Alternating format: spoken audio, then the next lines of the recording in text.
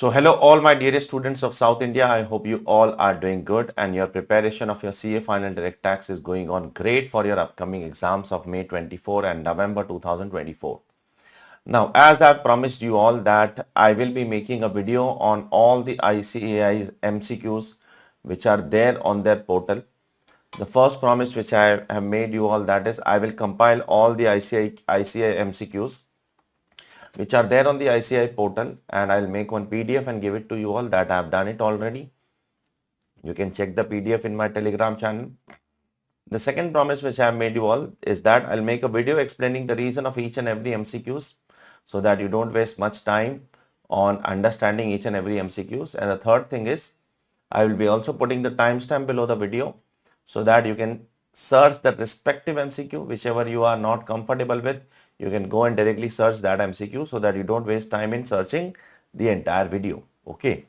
So today our objective is to do the MCQs that is there on the ICAI portal, and ICAI has divided all the MCQs into chapter wise and further into three categories: simple category, medium category and difficult category.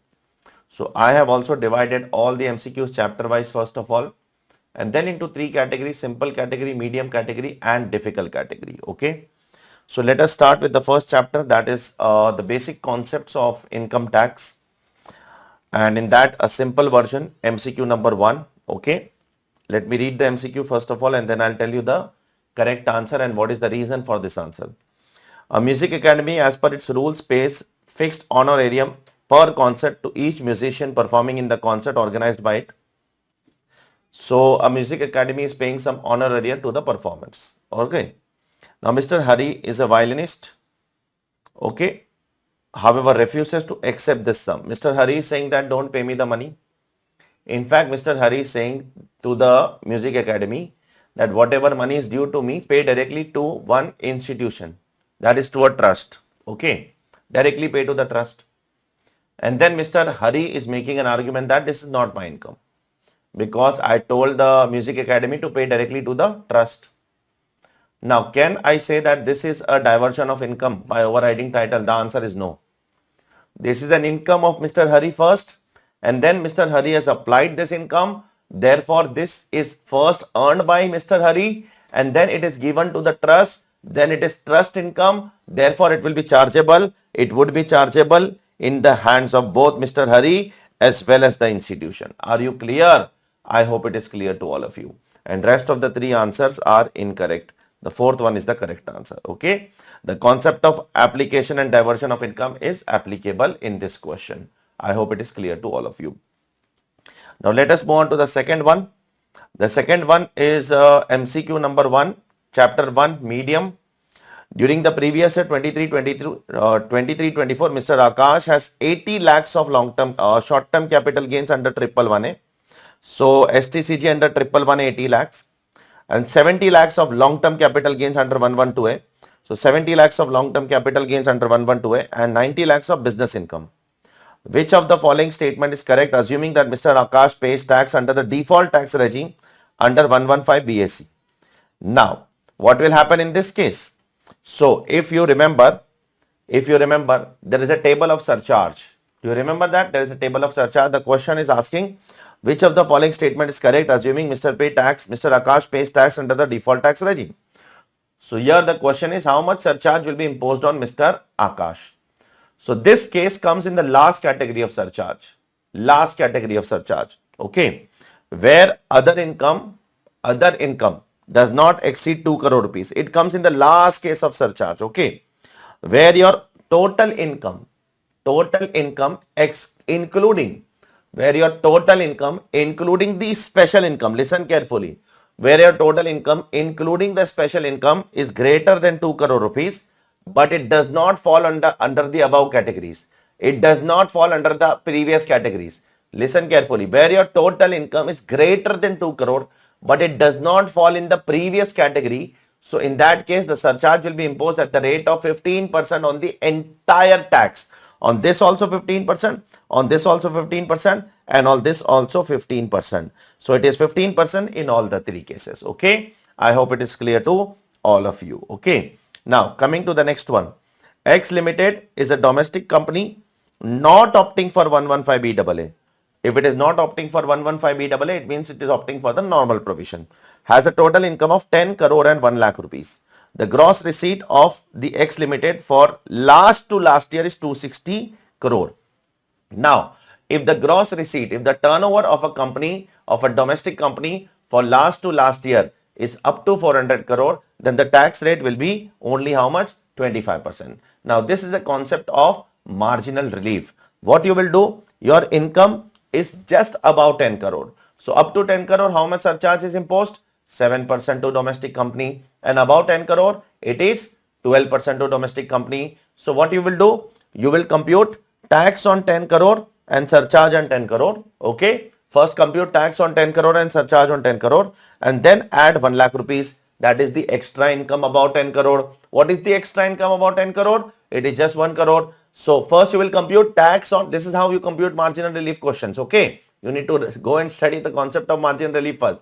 So compute tax on, if you compute 10 crore, if you earn 10 crore and 1 lakh rupees, first you have to compute tax and surcharge on 10 crore, and then you have to add the extra income about 10 crore. So that comes to 2 crore 68 lakh 50,000 rupees. Okay. And then you also have to apply cess of 4%, which ICAI has not done over here. So their answer is wrong. ICAI should apply cess over here, yaar. They forgot to apply the cess over here. The ICAI has just put what? The ICAI has just computed the tax and surcharge and then added 1 lakh rupees. They have not computed the cess. In fact, their answer is itself is wrong. They have given two answers as same only. See, 2 crore 68 lakh 50,000, 2 crore 68 lakh 50,000. Two times they have given the same answer. But unfortunately, I need to check the most appropriate one. Therefore, the most appropriate one is this one. It is not 291 and 334. Definitely not. But the correct, absolutely correct answer is 279 24,000. This is absolutely correct answer. In exam, this will be correct answer. Okay. So be very careful about it. Okay. In exam, they cannot make such kind of mistakes.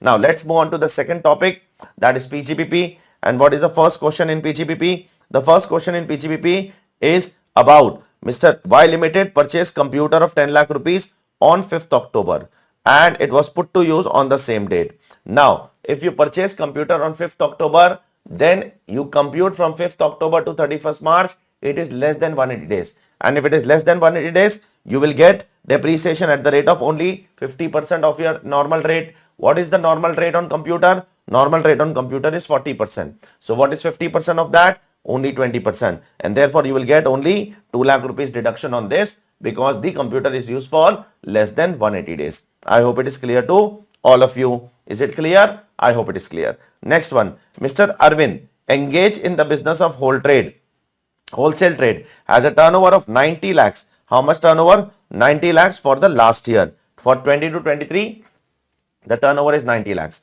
And 210 lakhs for previous year 23-24. For current year, it is 23-24. Okay. Now, in the previous year, he has paid a salary of 3 lakh rupees to Mr. Hari, a resident, without deduction of tax. So, on salary of 3 lakh rupees, is it liable to deduct TDS? The answer is no. Why? Because the income is not chargeable to tax.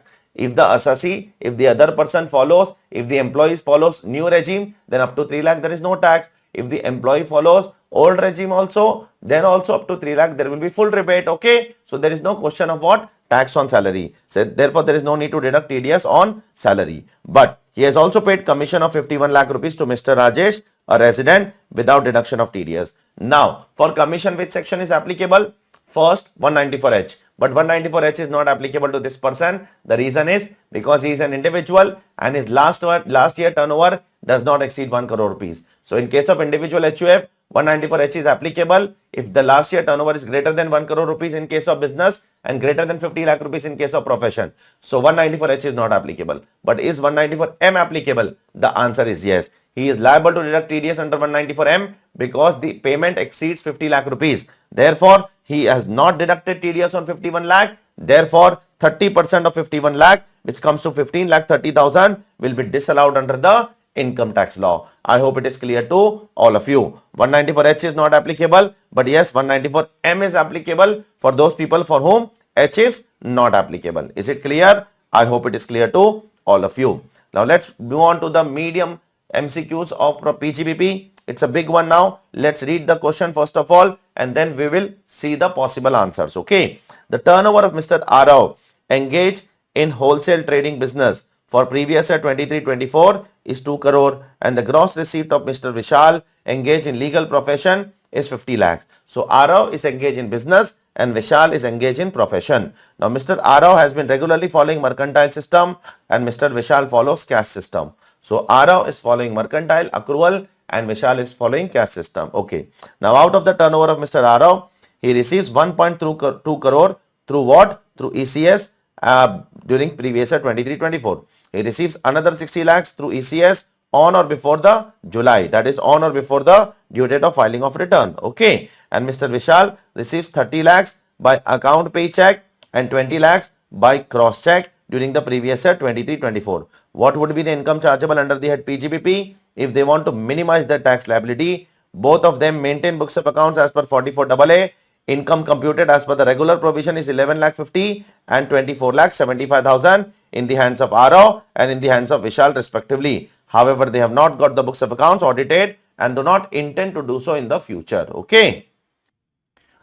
Now, let's talk about both of them one by one. Let's talk about Arav first. What is Arav doing? Arav is doing business. And what is the turnover of Arav? Arav turnover is 2 crore rupees.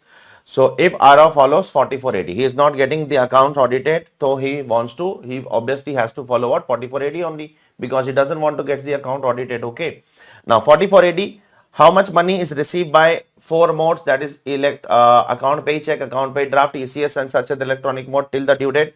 First 1.2 crore is received by ECS during the year and then 60 lakh is received on or before the due date through ECS. Okay. So 180 lakh is received by 4 modes till the due date. So on 180 lakhs, the deemed income will be 6%. So that will be 10.8 lakhs. And on remaining 20 lakhs, the deemed income will be 8%. So that will be 1.6 lakhs. So Arav's income will be 10.8 plus 1.6, that is 12 lakh 40. For Vishal, it is very straightforward. In case of a profession, there is nothing like, first of all, legal profession is covered in 44 ADA. Yes, he is covered. He is doing legal profession, Mr. Vishal, and legal profession is covered under 44 ADA definitely. Okay. Now, he is receiving 50 lakhs, 30 lakhs by account pay draft and 20 lakhs by cross check. Now, in case of profession 44 ADA, there is nothing like you should receive by 4 modes, etc. For everybody, it is 50% only. For him, it is 50% as per 25 lakhs. Okay. So, for him, it will be 25 lakhs rupees directly. So, in case of 44 ADA, there is no two different deemed income rates. In 44 AD, there are two rates. For online modes, it is 6%. For others, it is 8%. But in ADA, it is 50% for everybody. Okay. I hope it is clear to all of you. Now, let's move on to the next question. X Limited is engaged in the business of letting out of property. So, what is the business of X Limited? Letting out of property. And as per the memorandum also, it is written that letting out is the main objective. Okay. Letting out is main objective. The total income of X is only rental income. Okay. Therefore, what does here common sense says? If X Limited's main income is let out and their memorandum also say it is let out and their only income is rental income. Okay. Their objective is also rental income. Therefore, whatever rental income they will earn as per the Supreme Court judgment of Chennai Properties and Investment Limited will be PGBP income. Yes, I hope it is clear to all of you. Second one, Y Limited is engaged in construction and sale of properties. Okay. Whose main objective as per the memorandum of objective is construction and sale. So, what is the main objective of Y Limited? Construction and sale. Incidentally, it let out some of the property as and earns rental income. Now, for Y Limited, rental is not the main income. Therefore, for Y Limited, the rental will be considered to be what? As an income from house property. Therefore, for Y Limited, rental income is income from house property, and for X Limited, the rental income is what? It is a PGBP income. I hope it is clear to all of you. Is it clear? I hope it is clear. Let's move on to the next chapter now. The simple MCQ of capital gains, MCQ number 1. A Limited, an Indian company, is buying back some shares. Okay. So, what is the tax consequence in case of buyback of shares? In case of buyback of shares, it is very simple. The company who is buying back will have to pay tax at the rate of 23.294%. How does it 296%? How does it come? 20% tax the company has to pay plus 12% surcharge and 4% cess as per 115 QA, and then that income is exempt in the hands of shareholder under section 1034A. So, this is the treatment of buyback under the income tax law. So, if I am buying back something, I am liable to pay tax. Company is liable to pay tax on the distributed income. How to compute distributed income? The distributed income should be computed as per Rule 40BB. Rule 40BB tells you the way of computing distributed income. On that, the company has to pay 23.296% and the shareholder is not liable to pay any tax under the income tax law. Okay. Now let's move on to the next medium MCQ of capital gains. There are two people over here, Miss Aparna and Miss Dimple. Both are Indian citizens residing in California since the year 2010 and they visit India for 60 days every year. On 1st of March 2024, Mrs. Aparna transferred to Mrs. Dimple in California for consideration of a dollar equivalent to 50 lakhs rupee denominated bond issued outside India of X Limited, a company incorporated in India, which were acquired by her on 1/3/2022 for price dollar of 10 lakh rupees. What will be the tax implication? First of all, let me tell you the residential status of both Aparna and Dimple. Both Aparna and Dimple, they are Indian citizen and they are visiting India every day for only 60 years. Every year for only 60 days. Oh, sorry. Every year for only 60 days. So remember, if an Indian citizen or a person of Indian origin comes to India for less than 120 days, visits India for less than 120 days in a year, then that person is always non-resident. This is the last category of residential status. I am again saying, if an Indian citizen or a person of Indian origin visits India in a financial year for less than 120 days, then he is non-resident. Now, if both of them are non-resident, Miss Aparna is also non-resident, Miss Dimple is also non-resident. So there is an exemption under section 47 which says that if one non-resident transfers to another non-resident rupee denominated bond of Indian companies issued outside India, then capital gains is exempt under the income tax law. So this is exempt under section what? Under section 47. I hope it is clear to all of you. Now the next question is based on the grandfathering clause which of what? Of the income tax law, okay, of capital gains. There are two people over here. One is Rajan and one is Rajan's brother. Rajan purchased 300 shares in ICAI Limited on 12th Jan 2017 at a cost of 2,500. The fair market value on 31st Jan is 1,800. Whenever the fair market value on 31st Jan 2018 will be given, remember the grandfathering clause is applicable to you because there is no other implication of this date except the grandfathering clause. Now Mr. Rajan sold all the shares of ICAI Limited on 15 July 2023 for 3,200. Okay. So first of all, we will compute the capital gains of Mr. Rajan. At the end, it is written that STT was paid at the time of purchase and sale. Therefore, section 112A is applicable. If 112A is applicable, 1 lakh capital gain is exempt, above 1 lakh 10% tax. And if it is purchased before 31st Jan 2018, then grandfathering clause is applicable. So Mr. Rajan selling price is 3,200. Okay. Now, how to compute the cost? For computing the cost, you have to follow a long step. Okay. What is that long step? First, actual cost. This is step number 1, actual cost. Then you compare the fair market value on 31st Jan with the selling price, whichever is lower. Whichever is lower will become point number 2, and therefore 1,800 is point number 2. Then 1,800 and 2,500, whichever is higher, and that will become your actual cost. So the cost of Rajan is how much? 2,500. So 3,200 minus 2,500, 700 is the cost, multiplied by 300 shares. So 2,10,000 is the long-term capital gains of Mr. Rajan. Now let's talk about Rajan's brother now. Rajan's brother has also purchased 600 shares on 25th Jan at a cost of 1,900. The FMV of these shares were 2,400. Okay. Now, Mr. Ravi sold all the shares for 1,700. So, for Ravi, the selling price is 1,700. How the cost will be computed? Same way. The cost will be first, step number 1, actual cost. Then compare with lower of the two. The lower of the two is what? The lower of the two is 1,700 or 2,500, whichever is lower, and therefore the answer is 1,700. Now we will compare 1,900 and 1,700, and whichever is higher will become your cost. Therefore, in case of Ravi, the cost is 1,900. So for Ravi, there is a loss of 200 rupees, and therefore 200 into 600 shares will come to 1,20,000 rupees loss for Ravi. Can you see this? I hope it is clear to all of you. Okay, it's a very simple question on grandfathering. Apply the grandfathering provision. How to compute cost in case of grandfathering? Do not forget that. Step 1, cost of acquisition. Step 2, lower of FMV on 31st Jan compared with selling price. Whatever comes in step 2, compare with step 1, whichever is higher will become your cost of acquisition. Okay, and accordingly compute the capital gains. Let's move on to the next question. That is the difficult one of capital gains. There are two persons over here, Mr. Vishal and Mr. Guha. Both of them sold their residential property in Pune for 3 crore and 4 crore respectively in Jan 2024.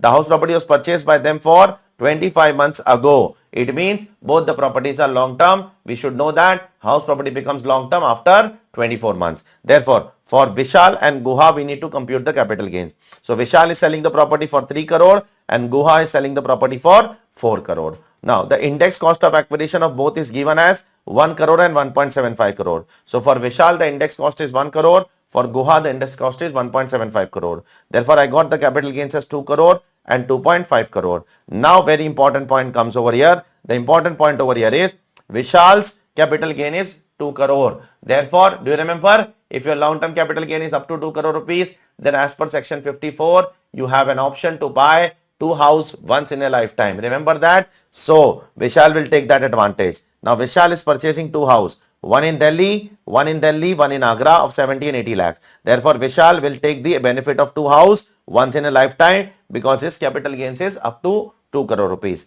But Guha will not be able to take the advantage of both because Guha's capital gains is 2.25 crore, which is exceeding 2 crore rupees. Therefore, Guha will take the advantage of only 1 house. So, Guha is buying how many houses? Guha is buying 2 houses, 180 lakhs, 175 lakhs. So, only the advantage of 80 lakh house he will take, the advantage of 75 lakh house he will not get. Okay. Apart from that, both of them are also investing 30 lakh in NHAI and 30 lakh in RECL, total 60 lakhs. But unfortunately, only 50 lakh is allowed under 54 EC. So, out of 60 lakh, 50 lakhs will be allowed to them as an exemption. Okay. With that, Vishal's capital gains comes to 0 and Guha's capital gains come to 95 lakhs. And that is the answer over here. You can check over there. The answer number 3. Okay. Now, let's move on to the next question. Question number 5. Income from other source. Simple question. Okay. Let me read the question. P is a salaried employee. On 1st June 2023, he gets a gift of house property situated in Mumbai of 80 lakh rupees stamp duty value from Q. Okay. So, I am a salaried employee. I am P. I am getting 80 lakh rupees worth of house as a gift from somebody. Okay. On 2nd of August 2023, P gets a gift of house property in a small town near Pune. Stamp duty value is 50,000. So, I got another house of a stamp duty value of 50,000 as a gift. On 3rd September 2023, P also gets a gift of house property in a small town near Kanpur from R. The stamp duty value is what? Rupees 1 lakh. What will be the tax implication in the hands of P, Q and R, assuming they are not related to each other? Okay. So, first is what? 80 lakhs. So, if you are receiving a house of 80 lakh rupees from someone with for free as a gift, then whether it is taxable? Yes, it is taxable. If you receive a house property, land and building of more than 50,000 rupees stamp duty value, whose stamp duty value is more than 50,000 rupees, it is taxable. Therefore, the first one is taxable. What about the second one? Second one is not taxable because the amount is not exceeding 50,000 rupees. What about the third one? The third one is also taxable because the amount is exceeding 50,000 rupees. Therefore, in all, how much will be taxable? How much? 81 lakhs will be taxable in the hands of P. And what is the taxability in the hands of Q and R? The people who are giving them, Q and R, no capital gain shall arise in the hands of the transferor, because as per section 47, there is no capital gain shall be chargeable on transfer of a capital asset by way of a gift. If I give as a gift to somebody, then the giver is not liable, the transferor is not liable to tax, the receiver is liable to tax. I hope it is clear to all of you. Okay. Now, let's move on to the next question. Mr. Anjan, a property dealer, sold a flat in Mumbai. The stamp duty value of which is how much? 2 crore rupees. And for 1.8 crore to his friend, Mr. Ashwin, a college lecturer. So, who is Anjan? Anjan is a property dealer. He is selling the flat for 1.8 crore and the stamp duty value is 2 crore. Therefore, here the provision of what? 43 CA will apply. What will apply? 43 CA will apply to Anjan because Anjan is selling the property as a property dealer. Therefore, selling price for Anjan will be 2 crore and the cost for Anjan, which was purchased 1 year back, is 1.5 crore. Therefore, 50 lakh rupees for Anjan will be what? Will be PGBP income. What about Ashwin, his friend? His Ashwin will be liable for IFOS because he is purchasing the property of 2 crore rupees for how much? The property of 2 crore rupees for how much? For 1.8 crore. Therefore, 20 lakhs will be taxable as IFOS in the hands of Ashwin. Now, let me speak few things over here, which is very important. Why 43CA is applicable? Because the difference between the stamp duty value and the sale consideration is greater than 110%. Then only 43CA is applicable. Otherwise, it is not applicable. You compare the difference between the sale consideration and stamp duty value, it is more than 110%. Therefore, 43CA is applicable. Similarly, why Mr. Ashwin is liable for IFOS? Because the difference is greater than 100% and the difference is also greater than 50,000 rupees. For Ashwin, both the conditions should be fulfilled. It should be greater than 110% also. It should be greater than 50,000 also. Then only it is taxable. So, in case of Ashwin, 20 lakh will be taxable. I hope it is clear to all of you. So now let's go ahead with the next chapter, and the next chapter is chapter number 6, simple MCQs of the chapter of clubbing.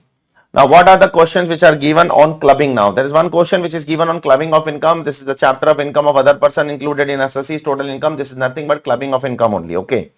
Now let's read the question. Mrs. Kavita, wife of Mr. Sundar, is a partner in the firm. So who is the partner in the firm? Kavita is a partner in the firm. Now her contribution of capital in the firm is around 5 lakh rupees, which included 3 lakh rupees received as a gift from his husband. So out of 5 lakh rupees, 3 lakh rupees is given as a gift from the husband. Now it's a very simple question. If 5 lakh rupees is invested by the wife and out of that 3 lakh rupees is given by the husband, it means 60% is given by husband only. Therefore, whatever remuneration and interest is received by Kavita ji, 60% should be taxable in the hands of husband. Correct or not? I hope it is clear to all of you. Now on 2nd April 2023, she further invested 1 lakh rupees out of the gift received from Sundar. Now remember always, for the purpose of clubbing, the amount which is received during the financial year is not included. Whatever is the opening balance on 1st April 2023, only that much is used for clubbing. The amount which is used in the current year will not be used for the purpose of clubbing. So the amount which is received on 2nd of April 2023, 1 lakh rupees, that will not be used for clubbing. Only how much will be used for clubbing? Only 3 lakh rupees will be used for clubbing. So let's see. The firm paid interest of 60,000. So out of 60,000, 60% will be taxable in the hands of Sundar. 36,000 will be taxable in the hands of Sundar. Correct? And share of profit fully exempt. That is exempt in the hands of everybody. Correct or not? I hope it is clear to all of you, right? And 24,000 of the interest will be taxable in the hands of what? Mrs. Kavita.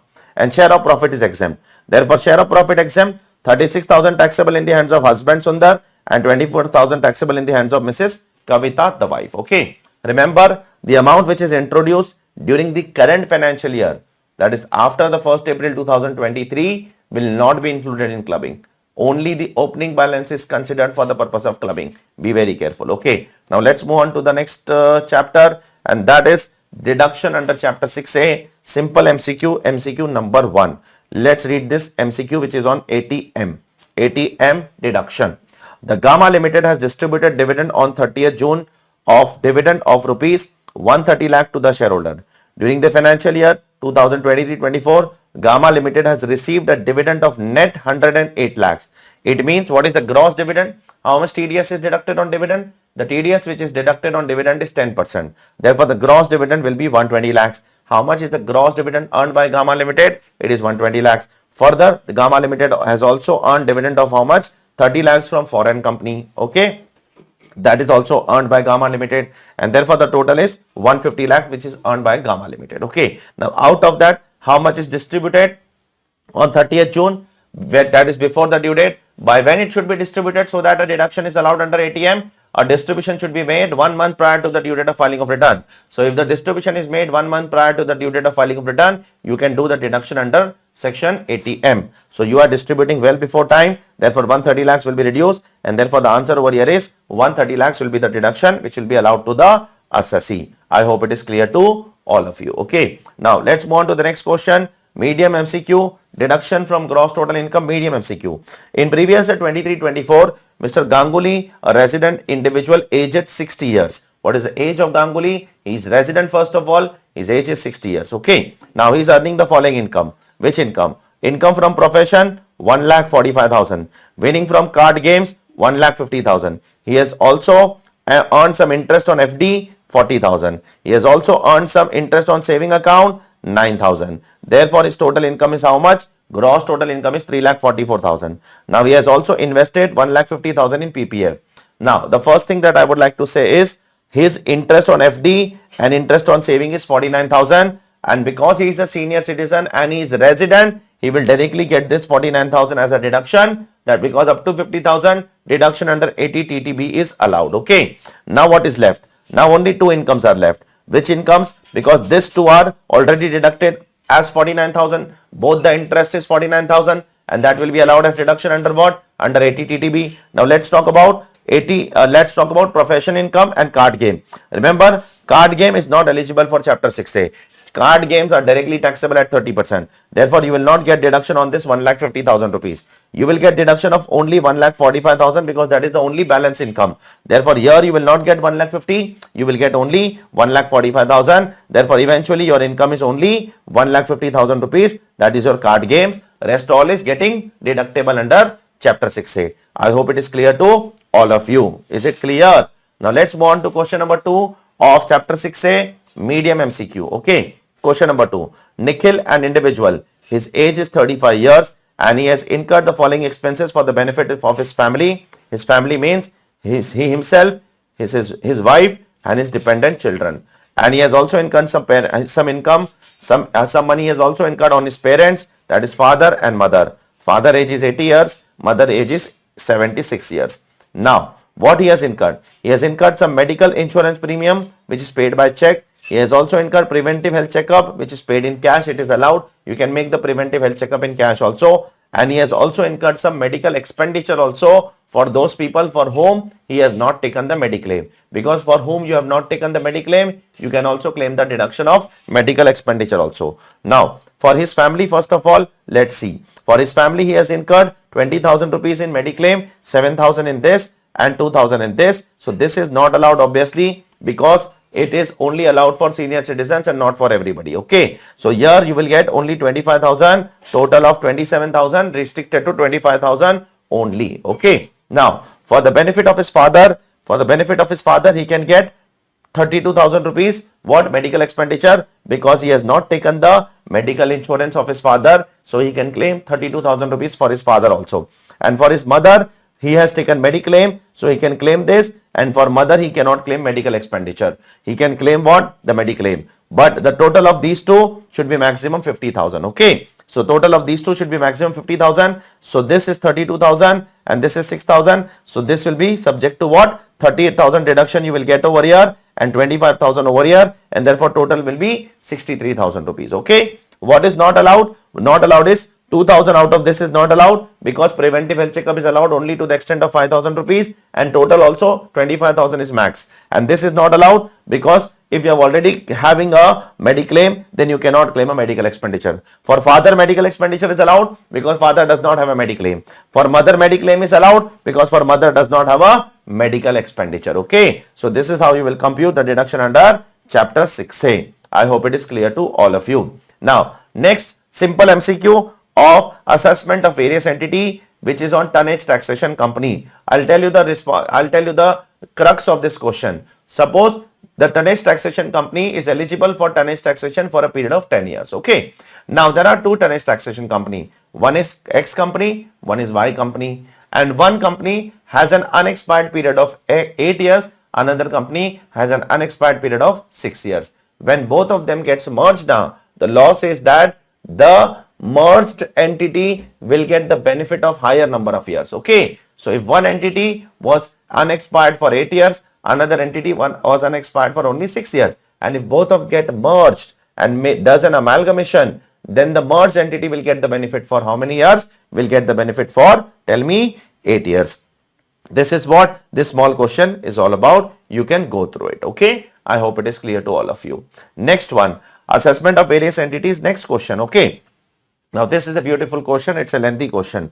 Mr. Hari has an income of 52 lakhs under the head PGBP. So, how much income is there in PGBP? 52 lakhs. One of his business is eligible for deduction under ATIA 100%. Okay. So, one of his business is eligible for deduction under ATIA and Mr. Hari is an individual. Okay. The profit from such business included in the business income is 35 lakhs. So how much is the ATIA business? ATIA business is the 35 lakh rupees. Now we need to compute the tax liability assuming he exercises to shift out of the default tax regime. He does not want to follow the default tax regime. It means he wants to follow the old regime. Now if he wants to follow the old regime, and if he is an individual, and if he is claiming a profit link deduction, and if his adjusted total income is greater than 20 lakh rupees, then he has to follow AMT.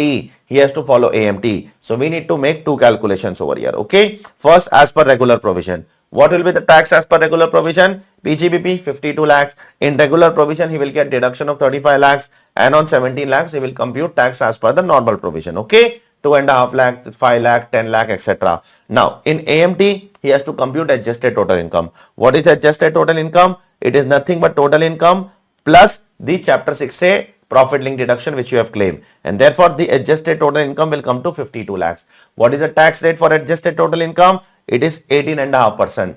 Plus he will also be liable for now surcharge because the adjusted total income exceeds what? Exceeds 50 lakh rupees. Therefore surcharge of 10% and cess of 4%. Therefore this will come to 11 lakh 528, which is nothing but 11 lakh 530, and this is the answer to this particular question. Check it please. I hope it is clear to all of you because it is whichever is higher, and therefore this answer is whichever is higher. Is it clear? I hope it is clear to all of you.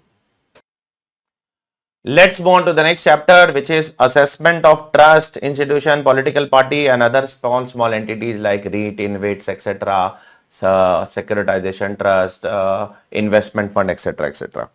The first question, dividend received by a real estate investment trust, that is business trust, from SPV and distributed to unit holder is. What happens for the dividend? Remember, when a business trust receives dividend from the SPV, it is always exempt. In the hands of business trust, it is always exempt. In the hands of investor, it depends. If the SPV has taken 115BAA, then it is taxable here. If the SPV has not taken 115BAA, then it is exempt here. Check please. It is always exempt in the hands of REIT. In the hands of REIT, dividend is always exempt. And exempt in the hands of unit holders only if SPV does not exercise the option of 115BAA. If SPV exercises the option of 115BAA, then it is taxable in the hands of investor. If SPV does not exercise the option of 115BAA, then it is exempt in the hands of the investor. I hope it is clear to all of you. Okay, let's move on to the next question. Question number 2. Kamala Charitable Trust, registered under 12AB, having its main objective as medical relief, earned income of 2 lakh rupees as interest on bond issued by local authority, and agricultural income of 4 lakh during the previous year 23-24. Which of the following statement is exempt and which of the following statement is correct? Remember, there are two incomes which are earned by this particular trust. Let me say the two incomes first of all. 2 lakh rupees is earned from a bond which is issued by local authority. Now this income is generally exempt under section 1015 generally, and agriculture income is exempt under section 10.1. Now what will happen to the trust? Remember, for trust there is a special section 11.7 which says that no exemption of section 10 will be allowed to trust except 10.1 and certain more other section 1023C, 1023AEF, etc. There are a few more sections which are added by Finance Act 2023. Moral of the story, if you are a trust, you will not get any exemption of section 10 except the agricultural exemption. The agricultural exemption you will continue to get.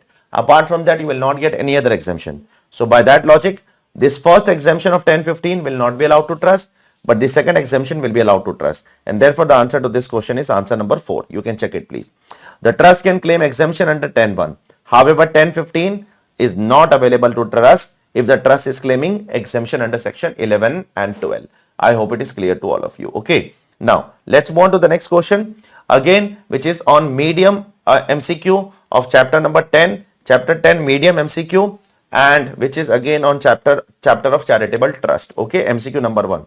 Now, for the previous year ended 31st March 2024, a public charitable trust registered under 12AB. It's a trust registered under 12AB. Okay, and it is deriving an income of 10 lakh rupees from the property held under trust. Okay, so I am writing 10 lakhs over here in the income statement. It is also deriving 15 lakhs rupees from the public contribution, out of which, so 15 lakh rupees is the donation which it has received, out of which 8 lakh was applied for charitable purpose, 4 lakhs towards repayment of construction of loan. The amount of 4 lakh was not claimed as application in earlier years. Okay, so now it's a very simple question, nothing great as such. First of all, the trust has earned income of 10 lakh rupees. So I'm writing 10 lakh over here. Second, the trust has also received 15 lakh donation. So I'm writing 15 lakh over here. So 25 lakhs is the total income. From that, I will get flat 15% exemption first of all. Then trust has applied 8 lakh rupees for the purpose of the objects of the trust. So I will get that as an application. Then trust has repaid 4 lakh rupees loan and that was not claimed as expenditure earlier. It was not claimed as application earlier. So trust can claim that as a repayment of loan is allowed as a deduction. So this 12 lakhs will be allowed as deduction and therefore the answer will come to 9.25 lakhs and therefore the answer to this question is answer number 2. I hope it is clear to all of you. Okay. Now let's move on to question number 2 of the trust. Again, it's a very beautiful question on trust. Okay.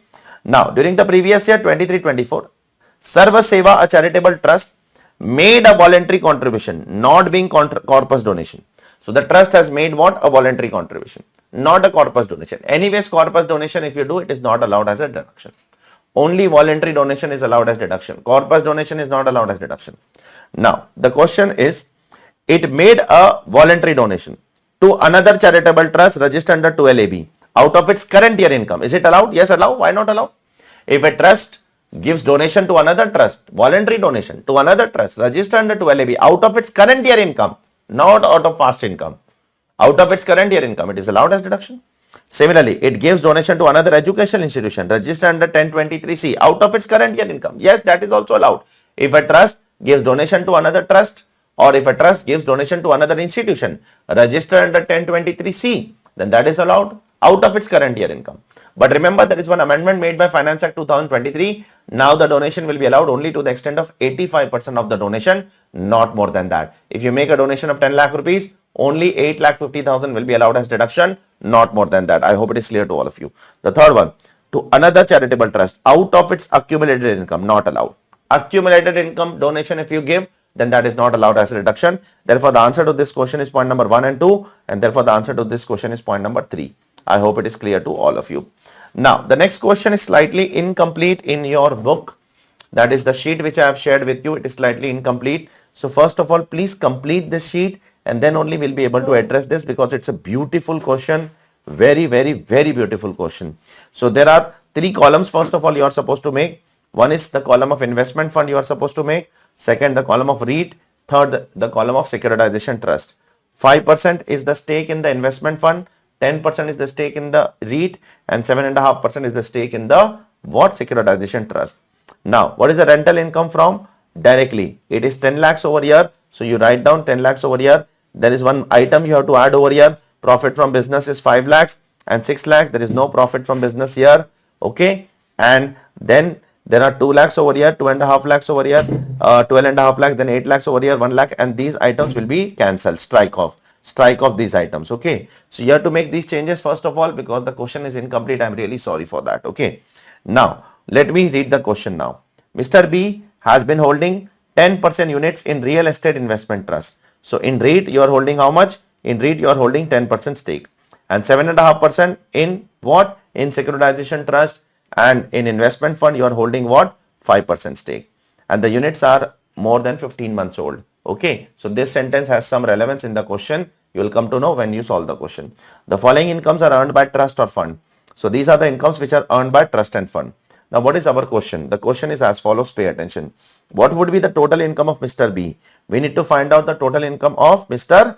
B. Okay, we need to find out Mr. B's total income. So very good question. Assuming that apart from the share of above income, Mr. B had only long-term capital gains of 2,70,000. So Mr. B also had a long-term capital gains of 2,70,000. So let me talk about column wise one by one. First of all, I will talk about investment fund. So let me talk about investment fund first of all. So in case of investment fund, the very first income which is earned by investment fund is profit from business. Remember, whatever profit is earned by investment fund from business, that is directly taxable by the fund only. Investor is not liable to pay tax. Investor is exempt with that. So investor will not pay tax on this income. Okay.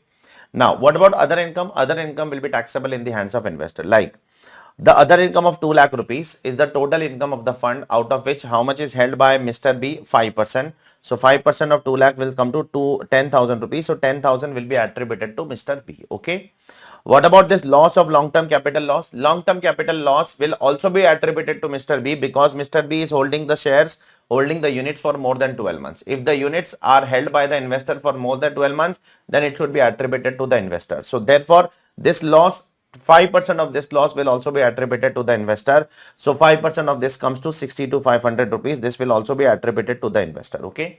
So what are the two incomes which are there so far from the fund? 10,000 positive and 62 to 500 negative. Apart from this, Mr. B also has a 2,70,000 rupees long-term capital gains that will also be taxable in the hands of the investor. So now investor can set off this long-term capital loss against this long-term capital gains, and this 2,17,500 rupees will be considered to be the income of what? Income from the fund which is taxable in the hands of the investor. Okay. Now let's talk about the other incomes. That is from the REIT. From REIT, they are earning 10 lakh rupees directly. So whatever rent is earned by the REIT, that is exempt in the hands of the REIT, but in the hands of the investor it is taxable. How much taxable? 10% will be taxable. So 1%, 10% of 10 lakh will come to 1 lakh. So this 1 lakh will also be taxable in the hands of investor. Okay. What about the income from special purpose vehicle? That is 8 lakh rupees this, and then 1 lakh rupees dividend, 1 lakh rupees other income which is also earned by the invest REIT over here. Okay, let's talk about that. Interest income from special purpose vehicle. Now that is also taxable. That is also taxable in the hands of the investor. So 10%. So whatever interest you receive from this SPV, that is exempt in the hands of REIT but taxable in the hands of investor. In the hands of REIT it is exempt. In the hands of investor it is taxable. Therefore 10% of that comes to how much? 80,000 rupees. And other incomes not in the nature of dividend, and whatever is the other income, on that the REIT will pay tax at MMR, REIT will pay tax at MMR, and investor will not pay a single penny as tax. Investor will not pay a single penny as tax. So this 1 lakh rupees is exempt in the hands of investor. So from REIT, two incomes are coming: 1 lakh rupees rent and 80,000 rupees of interest income. And the third one, securitization trust. Whatever is the profit which is earned from securitization trust, out of that 7.5% will be taxable in the hands of the investor. So if I total all of them, I will get the answer as 4,42,000 rupees 42,500 rupees. That is the ultimate taxable income which is taxable in the hands of Mr. B. I hope it is clear to all of you. Now let's move on to the next question. A REIT. Question number 2. A REIT has distributed 2 crore to its unit holder, which comprises of the following. First, rental income from the real estate property, 80 lakhs. What is the treatment of this? It is exempt in the hands of the REIT, taxable in the hands of investor. Therefore, the REIT has to deduct the TDS. Okay. Second, interest income from SPV. What is the treatment of this? Exempt in the hands of REIT, taxable in the hands of investor. Therefore, the REIT has to deduct the TDS. Okay. Third one, dividend income from special purpose vehicle, 40 lakhs. And one important information is given. The special purpose vehicle A Limited does not exercises the option of 115BAA. Okay. The special purpose vehicle does not exercise the option of 115BAA. So now listen carefully. So it is exempt in the hands of REIT, and because the SPV does not exercises 115BAA, it is exempt in the hands of the investor also. So in the hands of the investor also it is exempt. Okay. What about capital gain on disposal of assets? So REIT will pay tax on this 30 lakhs and investor will not pay tax on this 30 lakhs. Therefore, the answer to this question is point number 4 and point number 5. Okay. So what is point number 4? Only income referred in point number 4 is taxable in the hands of REIT. Why? Because the first one is exempt in the hands of REIT, taxable in the hands of investor. Second is also exempt in the hands of REIT, taxable in the hands of investor. Dividend is also exempt. Only the fourth one is taxable in the hands of REIT. Okay. And income referred in point number 1 and 2 is taxable in the hands of unit holder. And because it is taxable in the hands of unit holder, 1 and 2 will also be tax subject to what? So will also be subject to TDS. Okay. And income referred to in 3 is exempt in the hands of both. Why? REIT, though it is always exempt, investor also exempt, because the SPV is not following 115BAA. So it is exempt in the hands of investor also. Okay. So what is the ultimate treatment? That I have already told you with the help of the original reading of question. When I have read the original question, at that time itself only I have told you the entire discussion of this particular point. I hope it is clear to all of you. Okay. So let's move on to the next chapter, that is chapter number 12, medium MCQ, that is taxation of digital transaction, which is on equalization levy. Let's talk about it. ABC and company and PQR company, these are the two non-resident entities based in country A and country P respectively. And both the entities own and operate an electronic facility, that is they operate a website through which they effect organic sale of organic products manufactured by them. Okay. So both of them have their own website through which they sell some product. Okay. Now, therefore, here the equalization levy of 2020 will apply because 2016 equalization levy is applicable for online advertisement. That is not applicable for sale of goods. Okay. Now, it is applicable when? Do you remember that? When the receipts is from the sale of organic product to person resident in India, yes, that is covered. Okay. And also if it is sold to other persons, person resident in other parts of the world, but they are using IP address located in India, that is also covered. Okay. So, 138 lakhs. Let's talk about ABC first of all. ABC is selling to how much to residents? 138 lakhs to resident. And to non-resident 285 lakhs. Out of that 68 lakhs, 63 lakhs out of 285, 63 lakhs is sold to persons outside resident in India, but they are using IP address located in India. Therefore, that will be covered. Now, the total of 138 plus those people who are using Indian IP address is 201 lakh. Now, because it is 2 crore or more than that, therefore, here equalization levy will be applicable 2% of 2020. Okay. For applying 2020 equalization levy, the turnover should also be at least 2 crore rupees. Otherwise, 2020 equalization levy is not applicable. Okay. Now, one more condition is there for applying 2020 equalization levy, that the entity should not have a P in India. And yes, they do not have a P in India. Now, let's talk about PQR. PQR is selling to Indian residents 126. This will come. Out of 377, only 73 is sold to those people who are using Indian IP address. Therefore, the total comes to 199. Therefore, equalization levy will not apply in this case. Okay. Therefore, in case of ABC, equalization levy will apply. In case of PQR and company, equalization levy will not apply. I hope it is clear to all of you. Okay. Now, let's move on to the next question. Mr. Rajesh, a resident Indian, is an employee of Mrs. ABC Limited. Okay.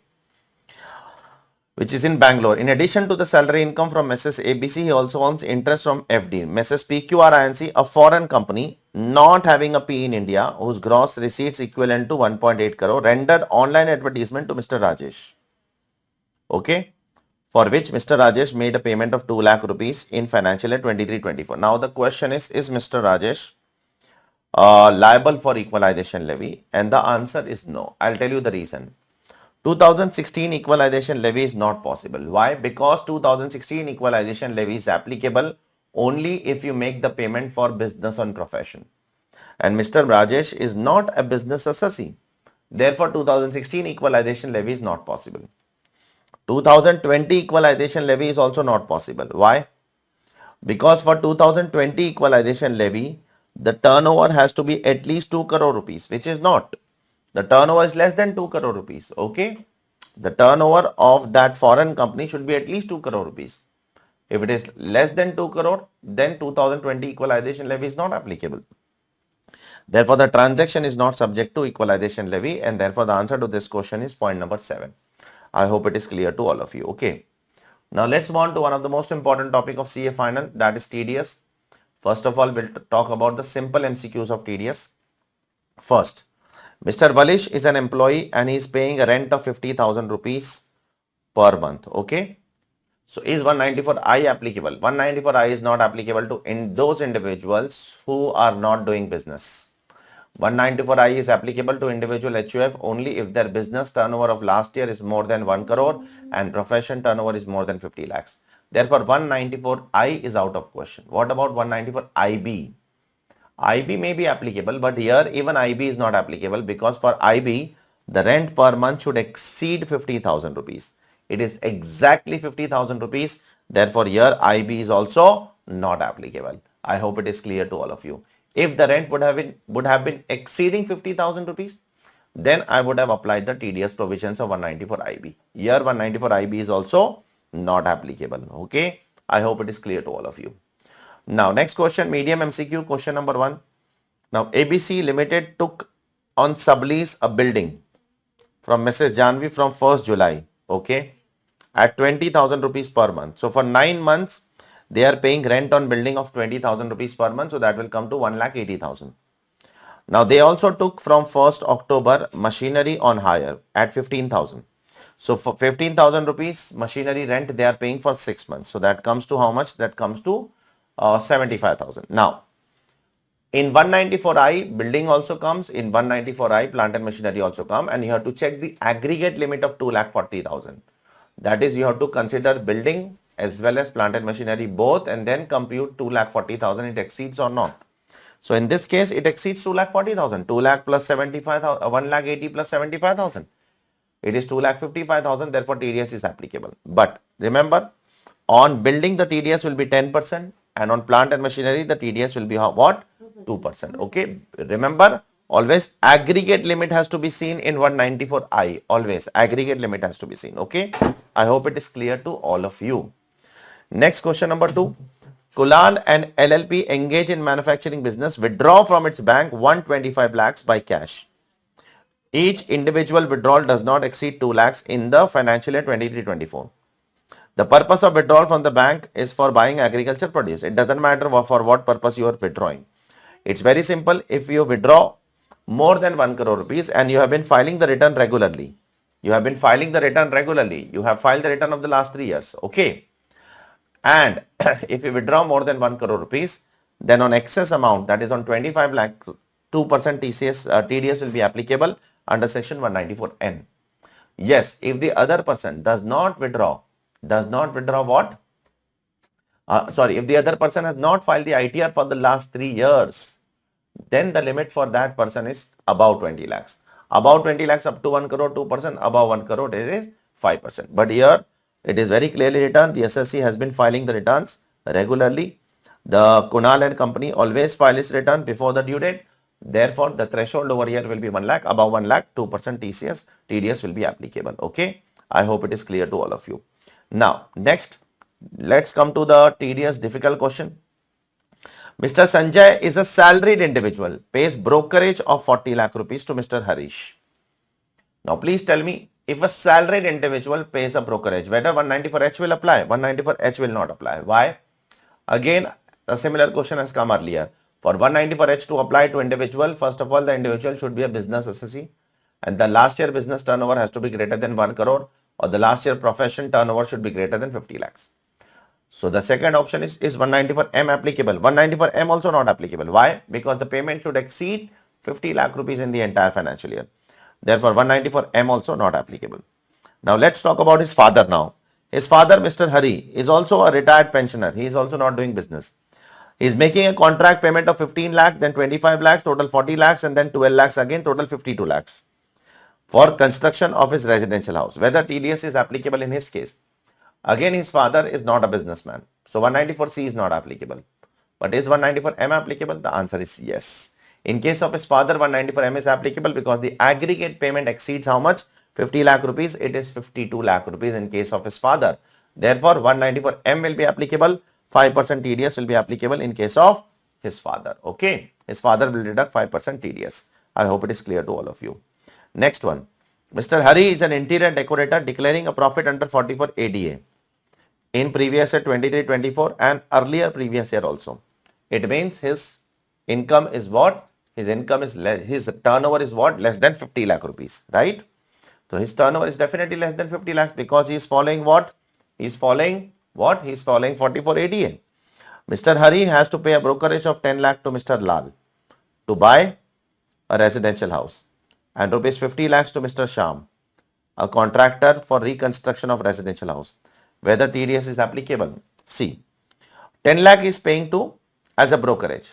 194H is not applicable.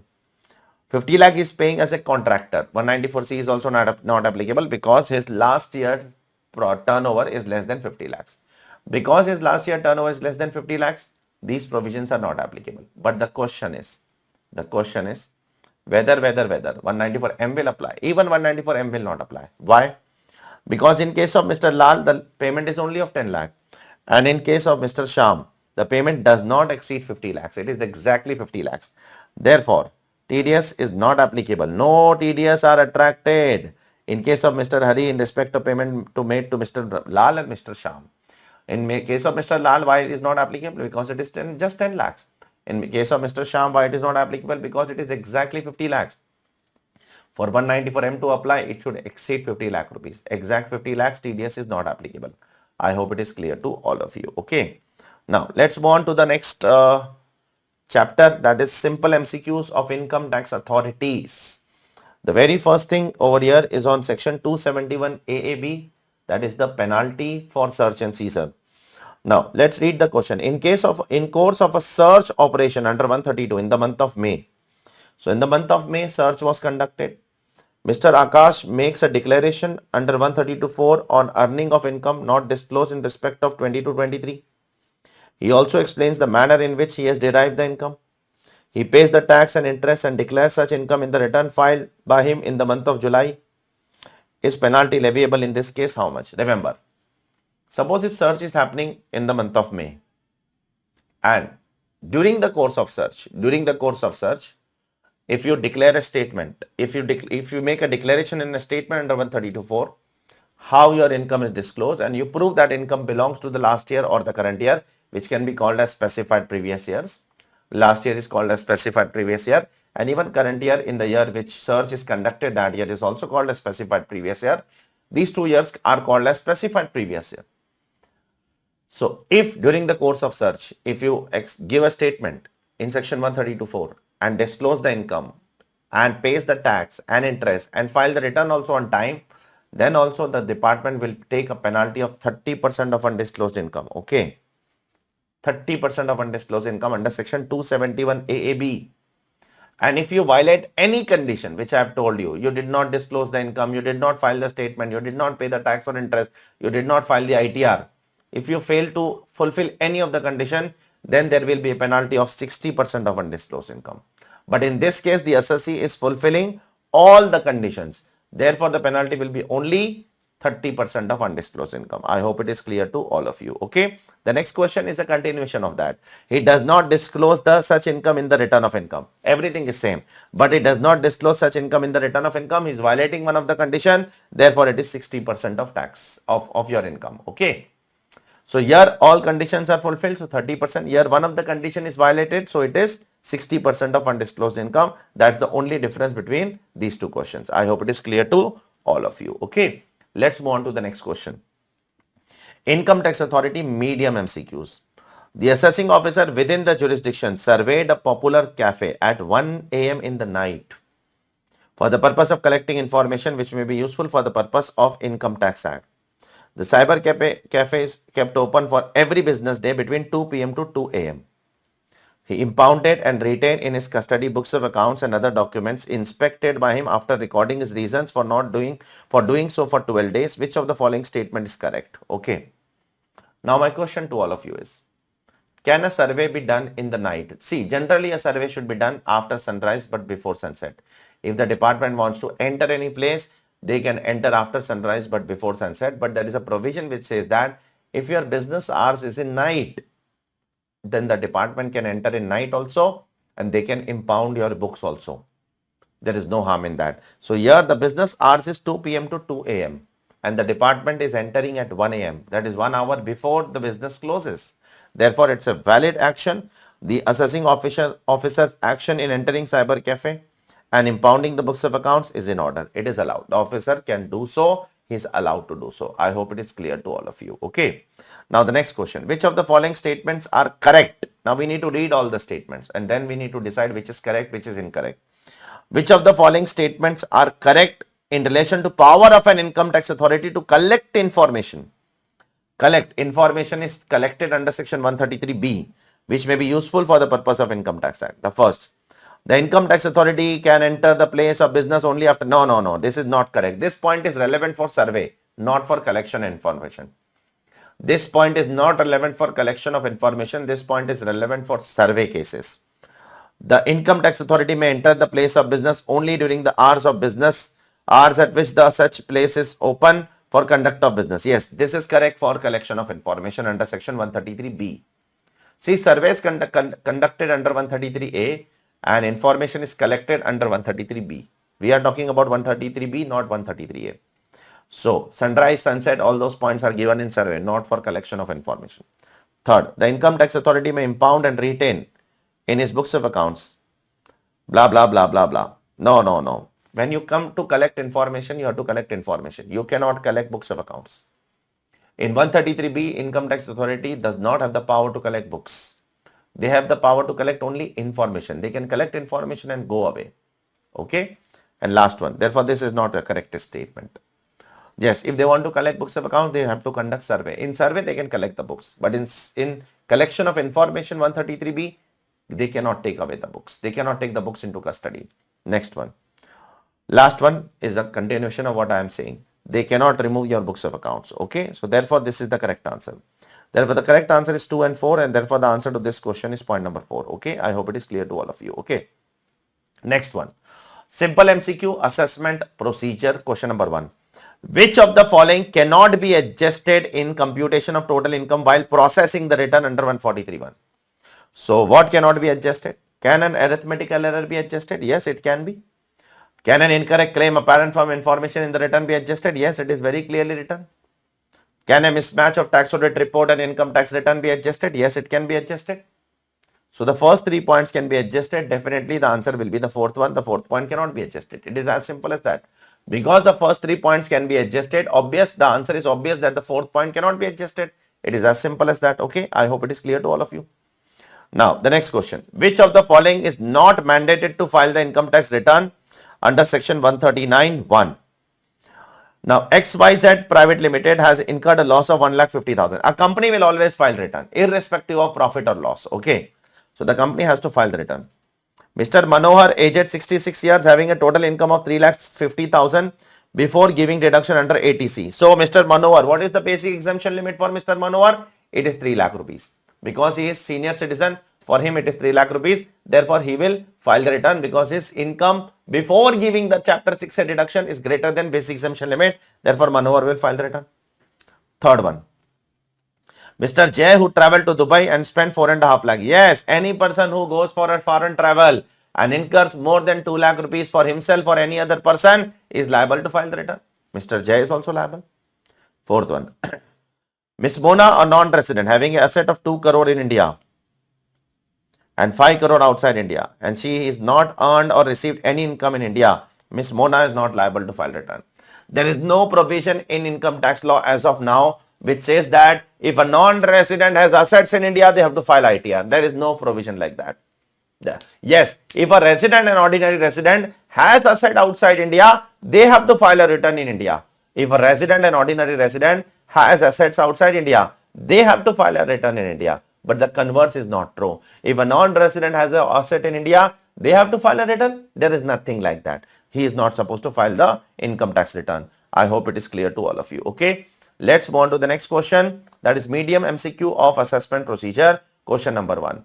Mr. Ram was born on 1/4/1964. If he was born on 1/4/1964, then he was having his 60th birthday on 1/4/2024. But remember, I have told you there is one CBDT circular. If his 60th birthday is on 1/4/2024, it means he has achieved 60 years on 31st March 2024 itself. One day prior to that, he has achieved 31st March 2024. He has achieved 60 years. Therefore, for previous year 23-24 itself, he is what? He is a senior citizen. And accordingly, you have to answer. Now, Mr. Ram, who is a senior citizen in 2023-24, okay, has a gross total income of 2,90,000. Is he liable to file return because of this? No, because his income is lower than the basic exemption limit. The basic exemption limit for this person, because he is a senior citizen, he is a resident, it is 3 lakh rupees. For him, the total income is below basic exemption limit. No need to file return as of now. He does not claim any deduction under chapter 6A. Now he pays an electricity bill of 10,000 rupees per month. Because of this reason, is he supposed to file the return? The answer is yes. If he is paying electricity charges of 10,000 per month, it means 1,20,000 rupees in the entire financial year. Therefore, if any person pays more than 1 lakh rupees electricity fee in the entire year, electricity charges of more than 1 lakh in the entire year, is liable to file ITR. Third one, he is visiting Melbourne with his wife and the charges are 1.2 lakhs and 80,000 and the total amounts to exact 2 lakhs. So because of this reason also, he is not supposed to file the return, because if you go for a foreign travel for yourself or any other person, then the payment should exceed 2 lakh rupees. Exact 2 lakhs, you are not liable to file return. So he is liable to file return only because of his electricity bill, and therefore the answer to this question is point number 3. I hope it is clear to all of you. Okay, I hope it is clear. The next question is a beautiful question. Pay attention please, all of you. Mr. Mayank, aged 50 years, sold his house for 30 lakhs. Okay, during the previous year to 2021, whereas stamp duty value was 38 lakhs. Now he computed a capital gains of 5 lakhs by wrongly taking the full value of consideration as 8 lakhs. So as the full value of consideration as 30 lakhs. He is selling the house for how much?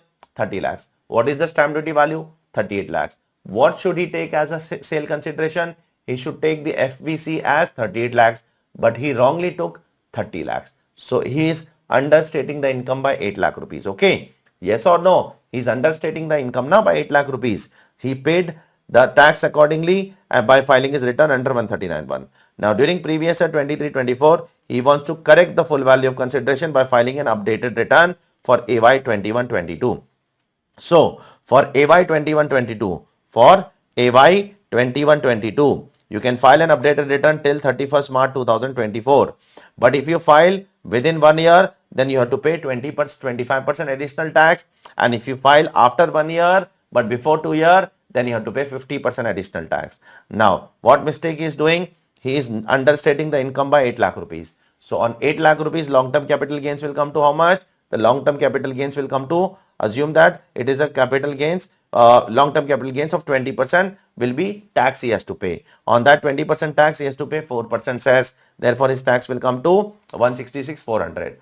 Obviously, he has to pay this 166,400. Apart from that, because he is filing the return in the last year, that is after 1 year from the end of relevant AY. He is filing the return in the last year, that is after 1 year from the end of relevant AY. Therefore, he also has to pay additional tax of 50%, which will come to 83,200 rupees. Is it clear, all of you? I hope it is clear to all of you. Okay. So this is what this question is all about. Beautiful question. Next one. A survey is conducted under 133A in the premise of Mr. Arav, and search is conducted under 132 in the premise of his friend Mr. Arjun on 1st May 2023. So in case of Arav, there is a survey conducted. In case of Arjun, there is a search conducted. The AO issued notice under 148 for AY 21-22, 22-23, 23-24 to Mr. Arav and Mr. Arjun. However, such notices were not accompanied by the copy of order under 148A. So the AO issued the notice, but the order under 148A was not issued. So is the notice valid? So remember, in case of search, there is no need to give any order under 148A. It is deemed to be given. So in case of search, it is valid. But in case of survey, you need to give an order under 148A. Inquiry under 148A is mandatory in case of search case. Therefore, the notice is valid. In case of search, there is no need to give separate order under 148A. Therefore, this notice is valid in case of search, but it is not valid in case of survey. Therefore, you can check over here. In case of, yes, the action of the AO in issuing notice under 148 is valid for Arjun. For Arjun, it is valid. Why? Because in case of Arjun, what is happening? In case of Arjun, search is happening. So in case of Arjun, it is valid. Okay. But in case of Arav, it is not valid, because in case of survey, it is mandatory to conduct what? Inquiry under 148A. I hope it is clear to all of you. Okay. Now, coming to the next chapter now, simple MCQs of appeals and revision. Now, let's talk about appeals and revision. Mr. Rajesh is aggrieved by an order.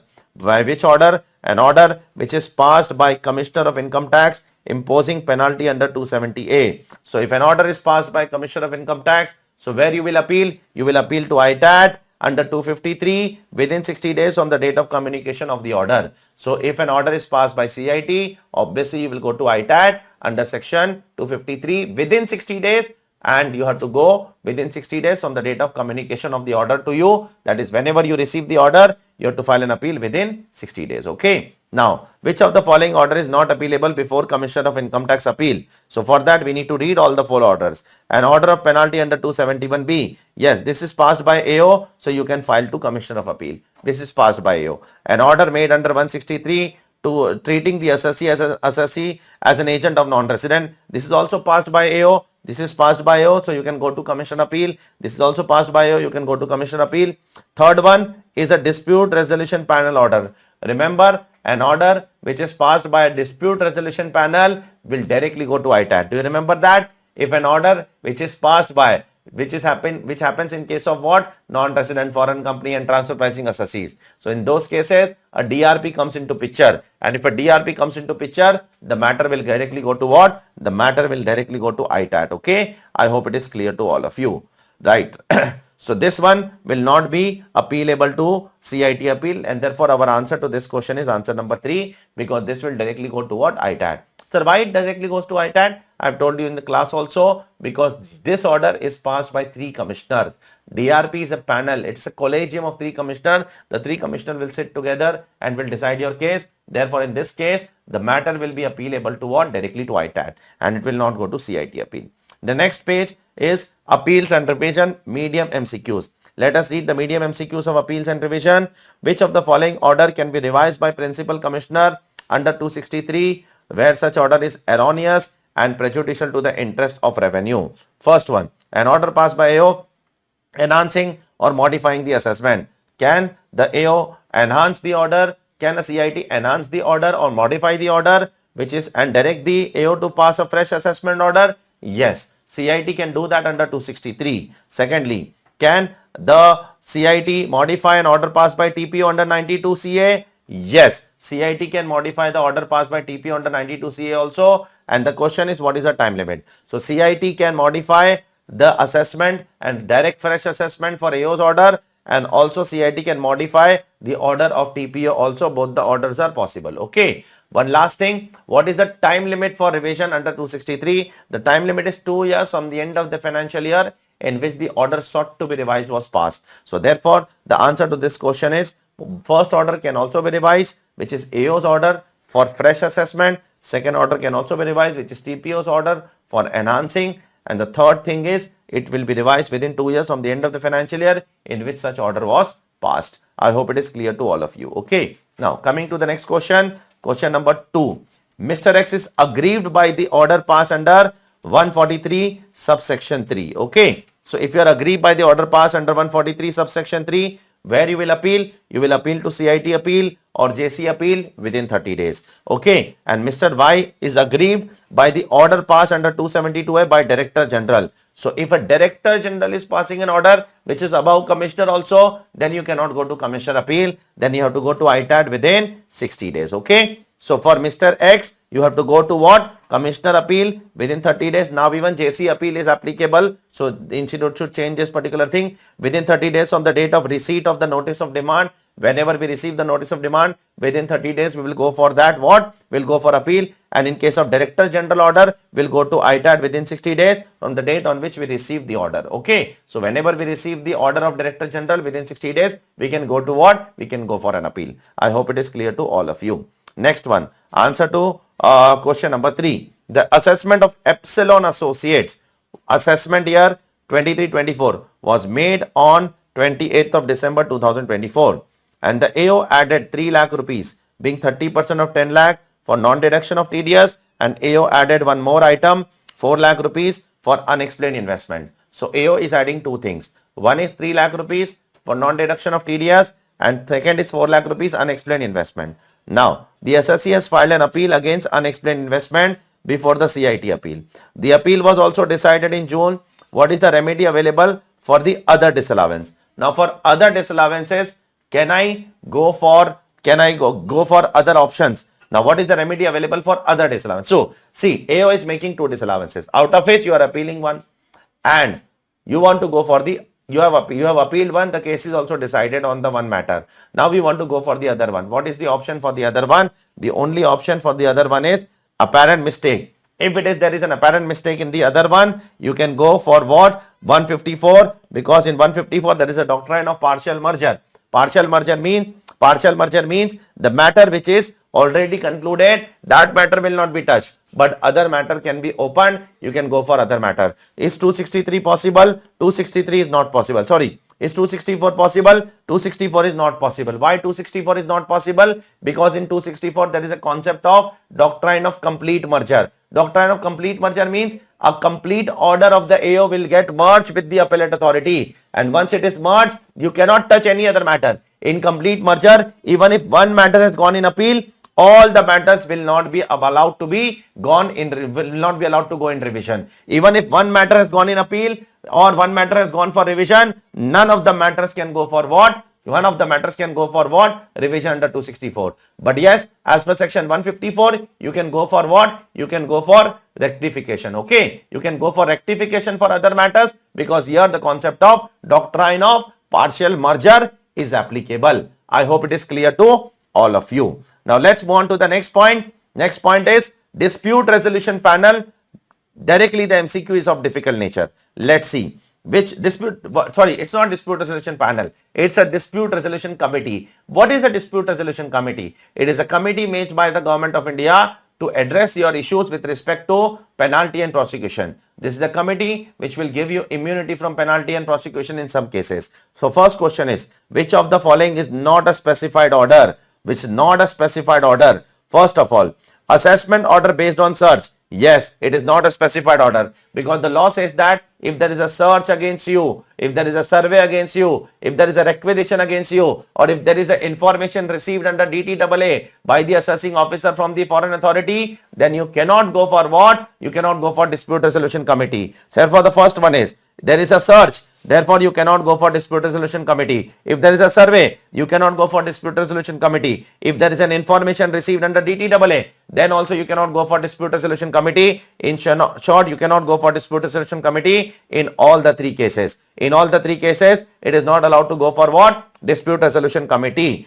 Next one, who amongst the following has not satisfied the specified condition? See, if you are covered under Prohibition of Benami Act, you cannot come under dispute resolution committee. If you are convicted under Income Tax Act, you cannot come under dispute resolution committee. If you are coming under black money law, you cannot come under dispute resolution. These are all the points which are mentioned in section 245 MA. You can go and check. But if there is a penalty which is imposed on you under income tax law, yes, you can go for dispute resolution committee even with the imposition of penalty. If there is a penalty which is imposed on you, you can go for imposition, you can go for dispute resolution committee. But if there is already a law punishable, if you are already punishable under Benami Transaction Act or Income Tax Act, any offense you are punishable, or you are punishable under black money law, then you are not liable to go for what? Dispute resolution committee. Therefore, the answer to this question is what? A, Mr. X, Mr. Y and Mr. Z. Mr. X cannot go, Mr. Y cannot go, Mr. Z cannot go, but Mr. A can go for, he is fulfilling all the specified conditions. I hope it is clear to all of you. Is it clear? So now let's move on to the next one, that is simple MCQ of chapter number 18, that is miscellaneous provision, question number 1. Now, what does this question talks about? This question talks about a company is there, ABC Limited. It is issuing some shares to the shareholder and receiving some money. So, it is issuing shares to a lot of shareholders and receiving the money from them in the form of share application money. So, which all transactions should be reported in SFT? So, remember, only those transactions will be reported in SFT where the amount raised from the shareholder is more than 10 lakh rupees. So, if the amount raised is more than 10 lakh rupees, then it is reported in SFT. Otherwise, it is not reported in SFT. So, with that logic, only this 10 lakh rupees which is raised from Mr. Y and 12 lakh rupees which is raised from Mr. Z, 10 lakh or more it is, actually 10 lakh or more, it is not more than 10 lakhs.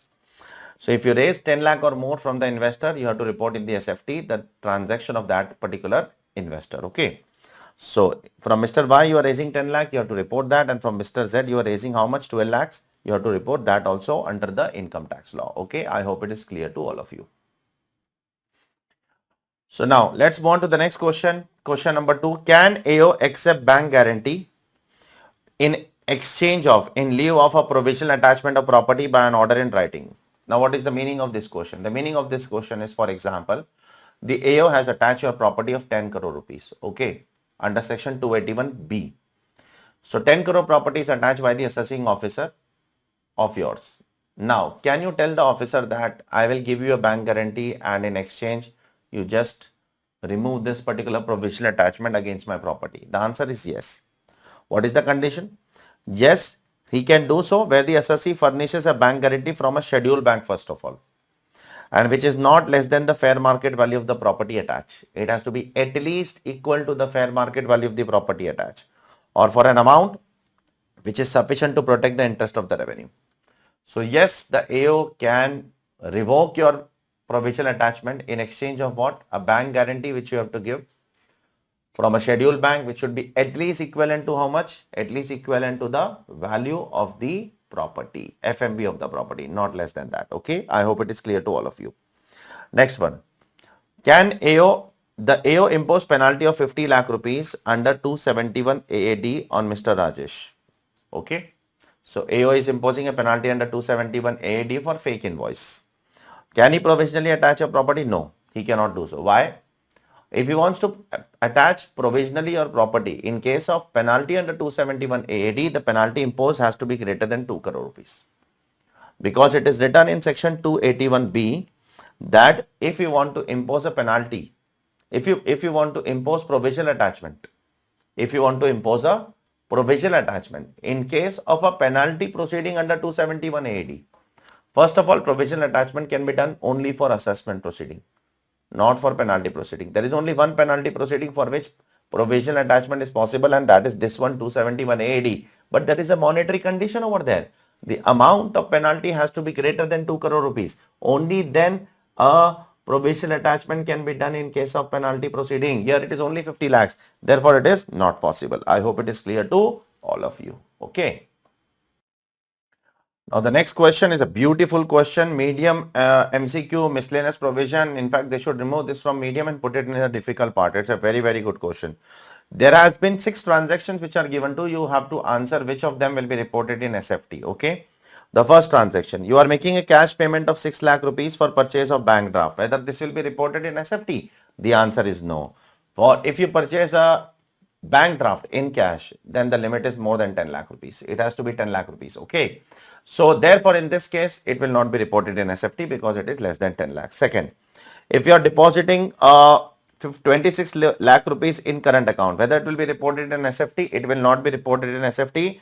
For deposit in current account, the limit is higher than 26 lakhs. It is not 26 lakhs. Okay. So this will also not be reported in SFT. Third, if you deposit 12 lakh rupees in saving bank account, will that be reported in SFT? Yes. If you deposit more than or equal to 10 lakh rupees in saving bank account, then it is liable for SFT report. Okay.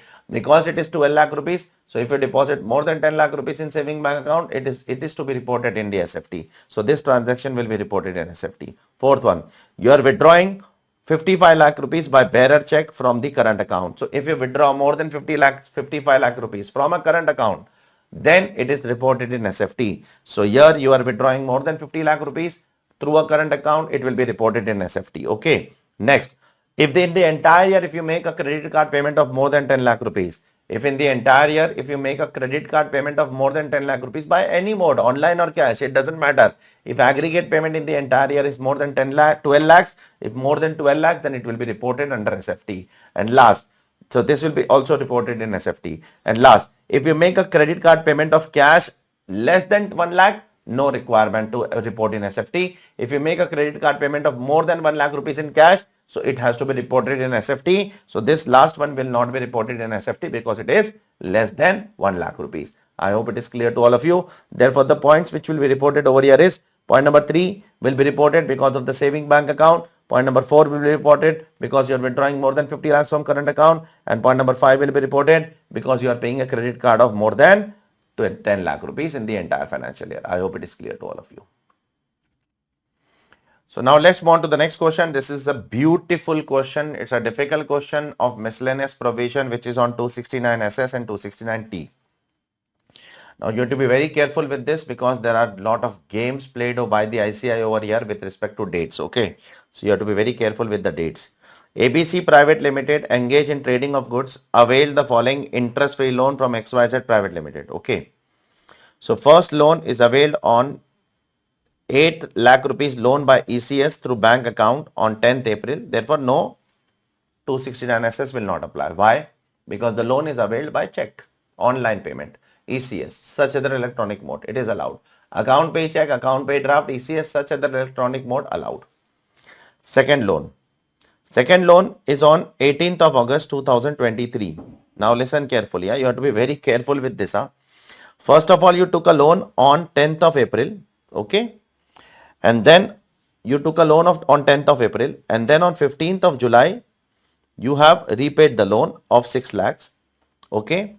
Then on 50,000 on 3rd of July. And then 1,50,000 on 3rd of August. Okay. And then after that you are taking this loan. You have to be very careful. You are taking this loan of 18,000 by cash after all these things. So on 18th of August, what was your outstanding balance? Outstanding balance in the name of other party, it is 0 rupees. There is 0 outstanding.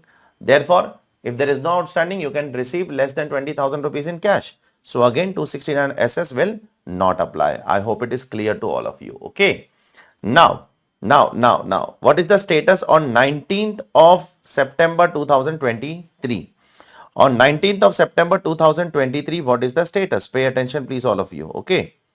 Be very careful. On 19th of August 2023. So on 18th August, on 19th September 2023, on 18th August, you took a loan. Okay. Then on 1st September, you have already repaid 15,000 out of this loan. See, out of this 18,000, you already paid 15,000 on this. But okay. So on 19th September, the outstanding is only 3,000 rupees. Okay. So on the date of taking the cash loan, the outstanding is only 3,000 and aggregate of 2 is also not exceeding 20,000 rupees. Therefore, again 269 SS will not apply. So here also 269 SS will not apply to you. Okay. Now coming to 269T. 269T. The first repayment you are doing. So I am again saying on the first transaction, you are not going to pay any penalty. Why? Because you are receiving the money by ECS. On the second transaction, when you are taking 18,000, on the date of that taking that 18,000 in cash, on that outstanding loan is 0 rupees because you have already repaid in the form of 3 repayments. And on the date of taking this 12,000 cash, the outstanding is only 3,000. Therefore, the aggregate of 2 is also not 20,000. Therefore, penalty will not be imposed. Now, while repaying, in the first case, 6 lakh rupees you are repaying. So, no penalty can be imposed on that case. In the second case, you are paying 50,000 rupees. And what is the outstanding on that date? On the outstanding on the date of making the payment of 50,000, how much is the outstanding? On 3rd July, the outstanding is around 2 lakh rupees. So 2 lakh is outstanding and you are paying 50,000 in cash. Therefore, 269T will apply now. I hope it is clear to all of you because on the date of repayment of 50,000 in cash, there is already an outstanding of 2 lakh rupees in the books of accounts. And if on the date of making the cash payment, if there is an outstanding of 20,000 or more, you cannot make a cash pay repayment of even a single penny. Even a single penny cannot be repaid. Therefore, now you will be liable for a penalty. Then 1,50,000 you are paying by ECS, so no penalty can be imposed. And then on 1st September, again your payment is only 15,000. And on 1st October also it is only 15,000. So again no penalty will be imposed. So penalty will be imposed only in one case, that is 50,000 rupees paid cash on 3rd of July 2023. So the entire game over here is of dates. ICAI is playing with the dates over here. So you have to be very careful with the dates over here. Okay. I hope it is clear to all of you. Now let's move on to the next chapter, which is penalty, and it also covers black money law. Also covers the chapter of black money law over. Okay. So first, few questions are based on some penalty computation over here. Mr. Dinesh is a resident individual whose age is 47 years and he has not furnished the return. Now, if he has not furnished the return and if his income is assessed as per best judgment assessment under 144, how much penalty will be imposed on him? See, first of all, to compute penalty, we need to compute the underreported income, then tax on underreported income, then penalty will be computed. Now, by default, what you will follow from this year onwards for individual HUF? You will follow the new regime. So, you will follow the new regime for computing tax. Now, how to compute underreported income in such cases? It is income assessed, it is 18 lakhs, minus the basic exemption limit, which is 3 lakhs under new regime. So 18 lakhs minus 3 lakhs will come to 15 lakh rupees. So 15 lakh rupees is your what? Is your underreported income. Now how to compute tax on underreported income? It is tax on underreported income plus basic exemption limit. So whatever is your underreported income plus basic exemption limit, in short you have to compute tax on 18 lakh rupees. Tax on 18 lakhs as per new regime comes to 249,600. You can compute it, okay? And then on that, by default it is a normal case, so 50% penalty will be imposed. So 50% of this will come to 124,800. I hope it is clear to all of you. So there are a lot of things that you have to keep it in mind. If nothing is mentioned, you have to follow new regime. If nothing is mentioned, you have to consider 50% only. Don't unnecessarily take 200% of the penalty if nothing is mentioned in the question, okay? So be very careful. Next question, Mr. Mahesh is found to be the gold chain of 50 grams each, okay, which was not recorded in the books of accounts as he could not satisfactorily explain the amount. So if you are found with gold chain of 50 grams each and the AO is asking you the source of that, you're not explaining the source of that, that is unexplained asset, okay, unexplained asset. And for unexplained asset, how much is the gold chain? 50 gram each, value of that is 1,45,000. Therefore, the total value will be 2,98,000. And for unexplained asset, unexplained money, bullion, jewelry, unexplained expenditure, there is a tax under 115 BBE, which is directly taxed at 78% tax. Therefore, the answer will come to 226,200. But according to me, this answer is wrong. The ICAI has given a wrong answer. Why? Because there is a CBDT circular which says that a male member can keep up to 100 grams gold without explaining the source. Every male member in this country can keep 100 gram gold without explaining the source. Therefore, with that logic, the SSC should not have been taxed. But unfortunately, Institute has taxed in this particular question. Okay, I hope it is clear to all of you. Now, let us come to the medium provisions of this particular chapter, that is penalty. There are two people, Mr. Ganesh and Mr. Rajesh. Both of them are resident. Ganesh was born on 1st July 1963. Therefore, Ganesh age is 60 years in the current year. And Rajesh was born on 1/4/1944. Therefore, Rajesh is super senior citizen. The basic exemption limit will be 5 lakh rupees. Okay. Now, they have not furnished the return and they have been assessed under 144 at 8 lakhs and 5 lakhs. Is the penalty leviable under?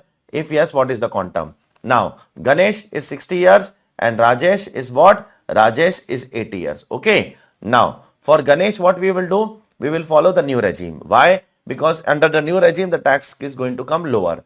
And because the tax is going to come lower, the penalty will also come lower. Okay. But for Rajesh, we will follow old regime. Okay. Why old regime? Because for Rajesh, if the income is up to 5 lakhs, under old regime, up to 5 lakh income, there is no income tax. If I follow new regime for Rajesh now, then for Rajesh also above 3 lakh, Rajesh has to pay tax. Yes or no? Therefore, for Rajesh, what I am doing? I am following the old regime. I hope it is clear to all of you. Therefore, for Rajesh, no penalty will be imposed under the income tax law. Okay. And for Ganesh, the penalty will be imposed up to what? Up to 50% of 36,400 rupees, which is 18,200 rupees. Okay. I hope it is clear to all of you why I am doing so. First of all, both of them have not filed the return and therefore both of them are liable for what? Best judgment assessment. And one is senior citizen, one is very senior citizen. So for one, I am following what? I am following new regime because that is more beneficial. For other, I am following old regime because that is more beneficial under the income tax law. Now, let's talk about the next question, which is based on black money law. The next question is asked based on, next two questions are based on black money law. Mr. Arvind opened a bank account in country P on 1/7/2020. Okay. Now, he made the deposits of foreign currency equivalent to 5 lakh. So first he deposited 5 lakh rupees on 1st July 2020. Okay. Then on 1st October 2020, he deposited another 7 lakh. Then on 1st September 2022, he deposited another 12 lakhs. And then on 1st March 2024, he deposited another 25 lakhs. Okay. Out of an Indian income which has not been assessed to tax in India. So he deposited the money in foreign bank account without paying taxes in India. So that is an undisclosed income which has been deposited in the foreign bank account. Now, this deposit of 12 lakh na is out of the earlier withdrawal. So this 12 lakh rupees is out of the earlier withdrawal. With this 12 lakh rupees is a withdrawal of these two items and then he has again deposited back. So the law says what? Whatever money is deposited back from the earlier withdrawal, that should not be taken for the purpose of calculating the value of asset. Okay. What is the value of asset in case of bank account? It is the entire amount deposited from the date of opening till the date on which the assessing officer found it. So from the date of opening till the date on which assessing officer found it, this is the total deposit which is made. But if some deposit is made by withdrawing from the earlier deposit, so 12 lakh is made by withdrawing from the earlier deposit, so that much should be ignored. Therefore, only how much should be considered? Only this 5 lakh should be considered, this 7 lakh should be considered, this 12 lakh should be ignored, and this 25 lakh should be considered. And therefore, the answer to this question is what? It is 37 lakh rupees. I hope it is clear to all of you. The next question is a similar question which we have done in class also. I hope it is clear to all of you. Let me read the question first of all, then you will understand. Mr. Arvind acquired a flat in country P in 1819 for how much? For 50 lakh rupees. Okay. So in 2018-19 he purchased a flat. Now out of the said sum, 20 lakh was assessed to tax in the total income of 18-19 and earlier years. So he has bought a flat of 50 lakhs, but out of that 50 lakhs, he has already paid tax on 20 lakh rupees. Suppose I bought a flat of 50 lakh. Now the officer is asking me from where you have got the money. So I'm not able to explain the source of 30 lakhs. But 20 lakh rupees I am able to explain the source, and I am able to pay. I have already paid tax on 20 lakh rupees. Okay. Now this comes to the notice of the AO. If the value of the flat on 1/4/2023 is 90 lakhs, how much amount will be chargeable? So the law says that whatever is the value of the flat, that will be allowed, that will be chargeable. You will get some reduction out of it. How much reduction? Whatever is the value of flat today multiplied by whatever is the amount which you have paid as tax earlier on 20 lakhs divided by whatever is the cost of that asset. Okay. So how much reduction will be allowed to you? Whatever is the value of flat today multiplied by, this is only available for immovable property. This is not available for other assets. Multiplied by whatever you have already paid tax earlier, that is 20 lakhs, divided by whatever is the cost of the asset, that much will be allowed as a reduction. So out of 90 lakhs, 36 lakhs will be allowed as a reduction, and therefore only 54 lakhs will be taxable in your hands. Okay. I hope it is clear to all of you. And this relaxation is only for immovable property in black money law. It is not there for other assets under the black money law. Okay. I hope it is clear to all of you. Now next one. Mr. X is a foreign national. Mr. X is a foreign national. He is a citizen of other country, United States. Okay. He is a citizen of United States. Now he is working with a foreign company, MINC, US based company. Now he came to India during the previous year 23-24 for rendering services on behalf of the employer.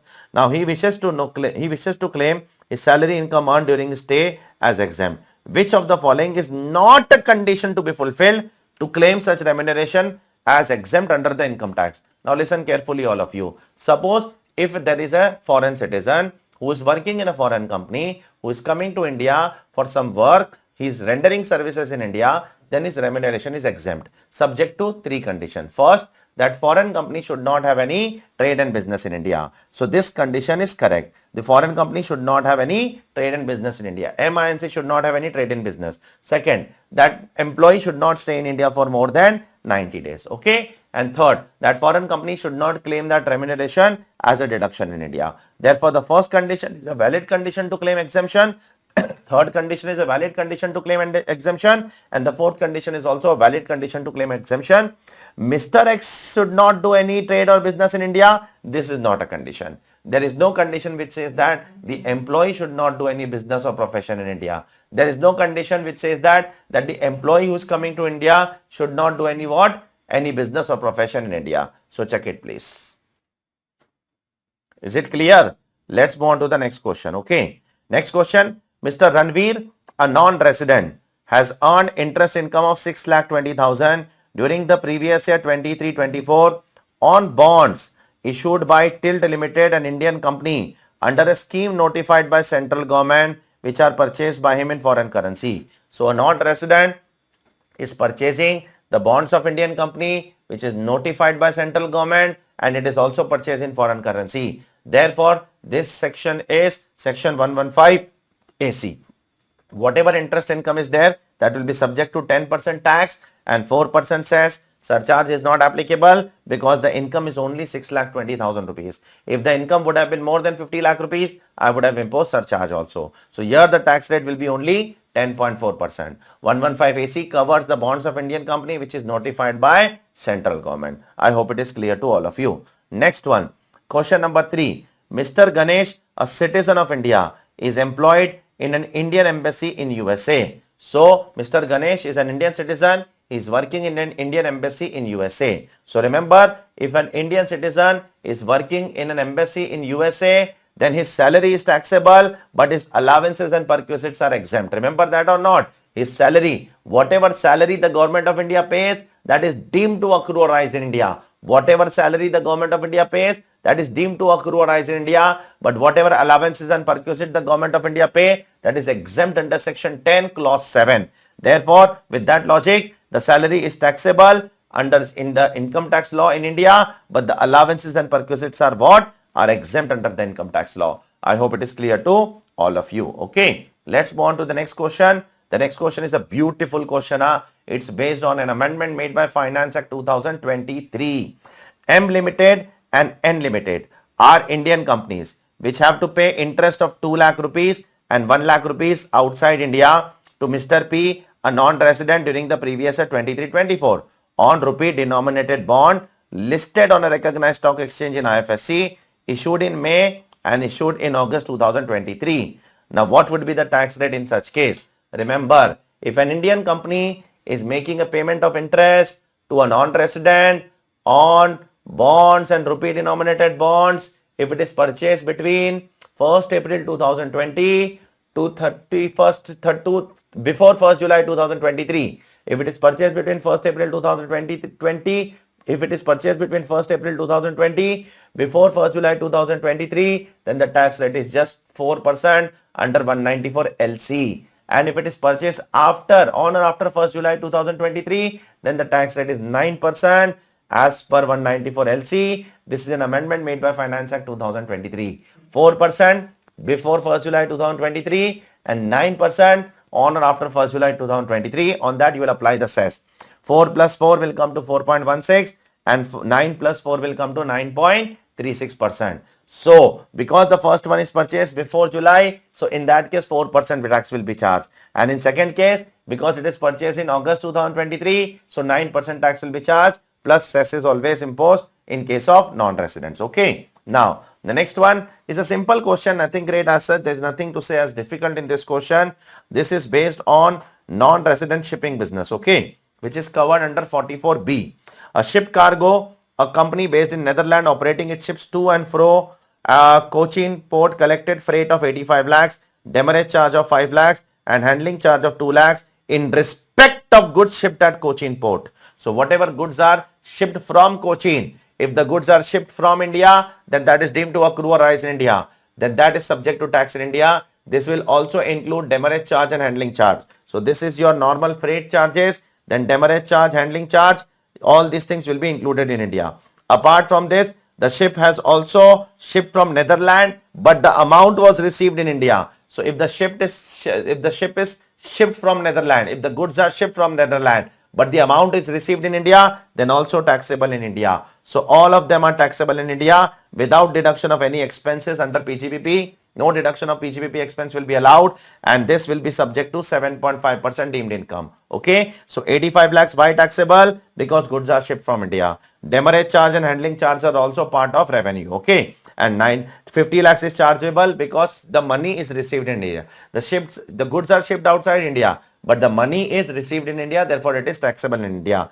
And all of them will be subject to 7.5% deemed income, and that is your deemed income. The deduction of expenses are not allowed under 44B. I hope it is clear to all of you. Okay, let's move on to the next question. That is the medium MCQ of double taxation relief, which is on DTAA. There is an assessee, Mr. Samrat, a resident Indian. He has earned an income of US dollar equivalent to how much? 4 lakh by way of lump sum consideration for copyright of book. So he has wrote some book on which he has earned a copyright of 4 lakh rupees. Okay, being a work of literary from a publisher in country E with whom India does not have DTAA. So he is earning that income from such a country with which India does not have a DTAA. Okay, now the tax rate in that country is 5%. Okay, now the amount has been remitted to India. Now his gross total income in India is how much? It is 7 lakh rupees. We need to find out what? We need to find out his total income, and we need to find out how much deduction will be available to him under section 91. Okay, assuming that Samrat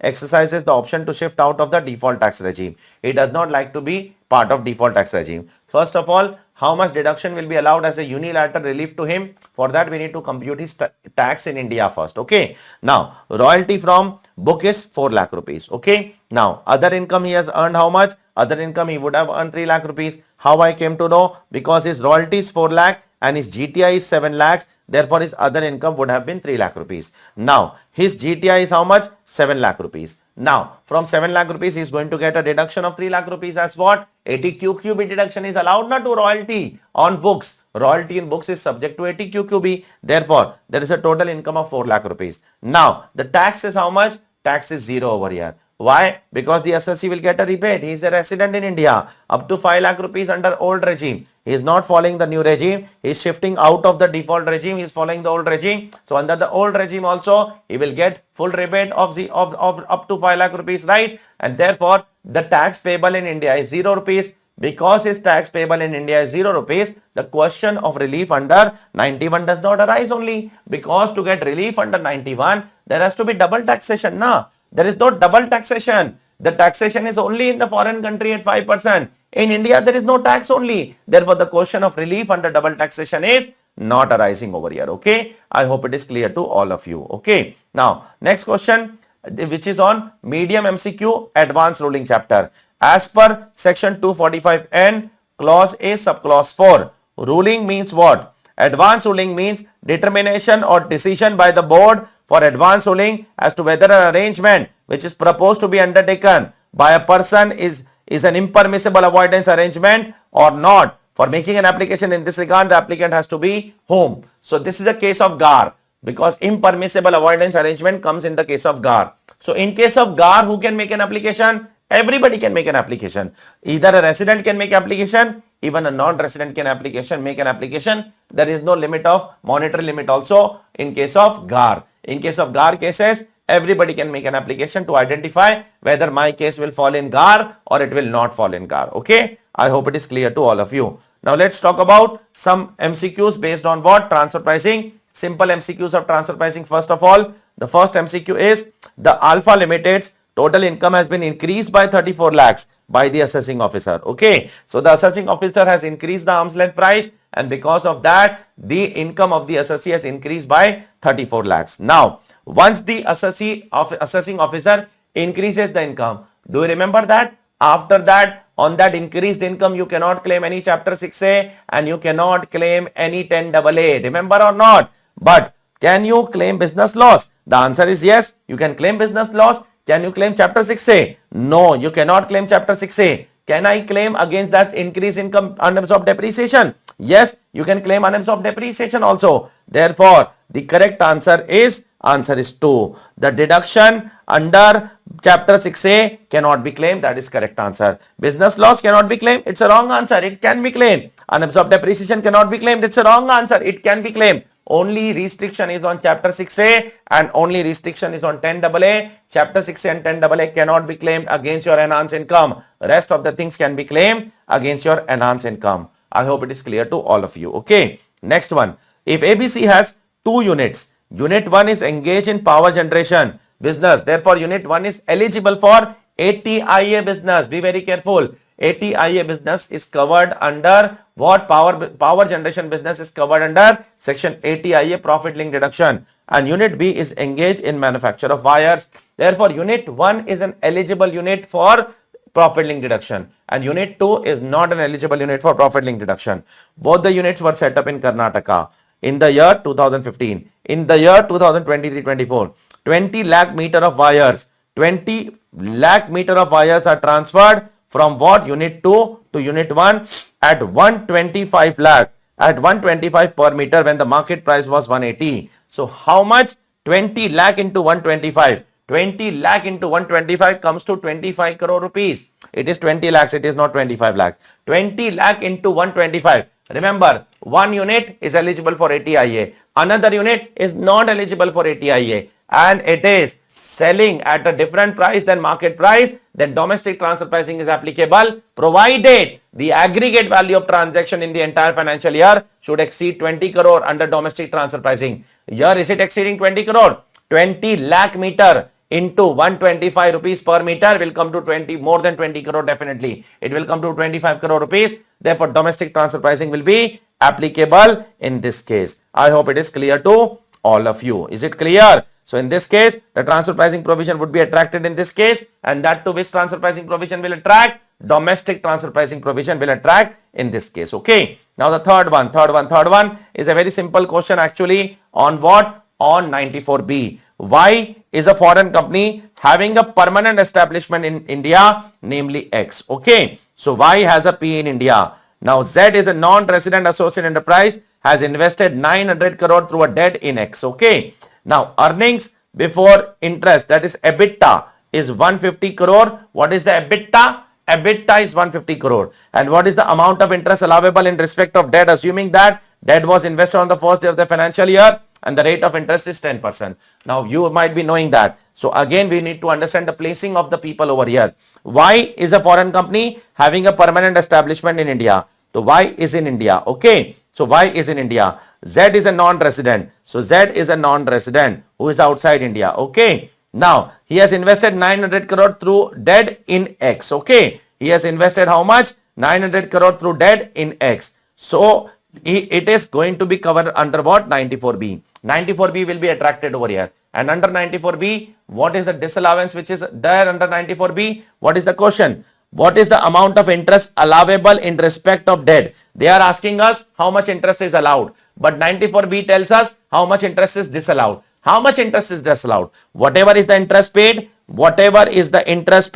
minus 30% of EBITDA. How much is the interest paid? On 900 crore, 10% interest will come to 90 crore. Minus 30% of EBITDA will come to 30% of 150 crore. Therefore, point number 1 will come to how much? Will come to 45 crore. What is point number 2? Point number 2 is interest paid to associate enterprise. Interest paid to associate enterprise is 90 crore. Therefore, lower of the two will be disallowed. Therefore, out of 90 crore, 45 crore will be disallowed. And therefore, out of 90 crore, 45 crore will be allowed to the assessee.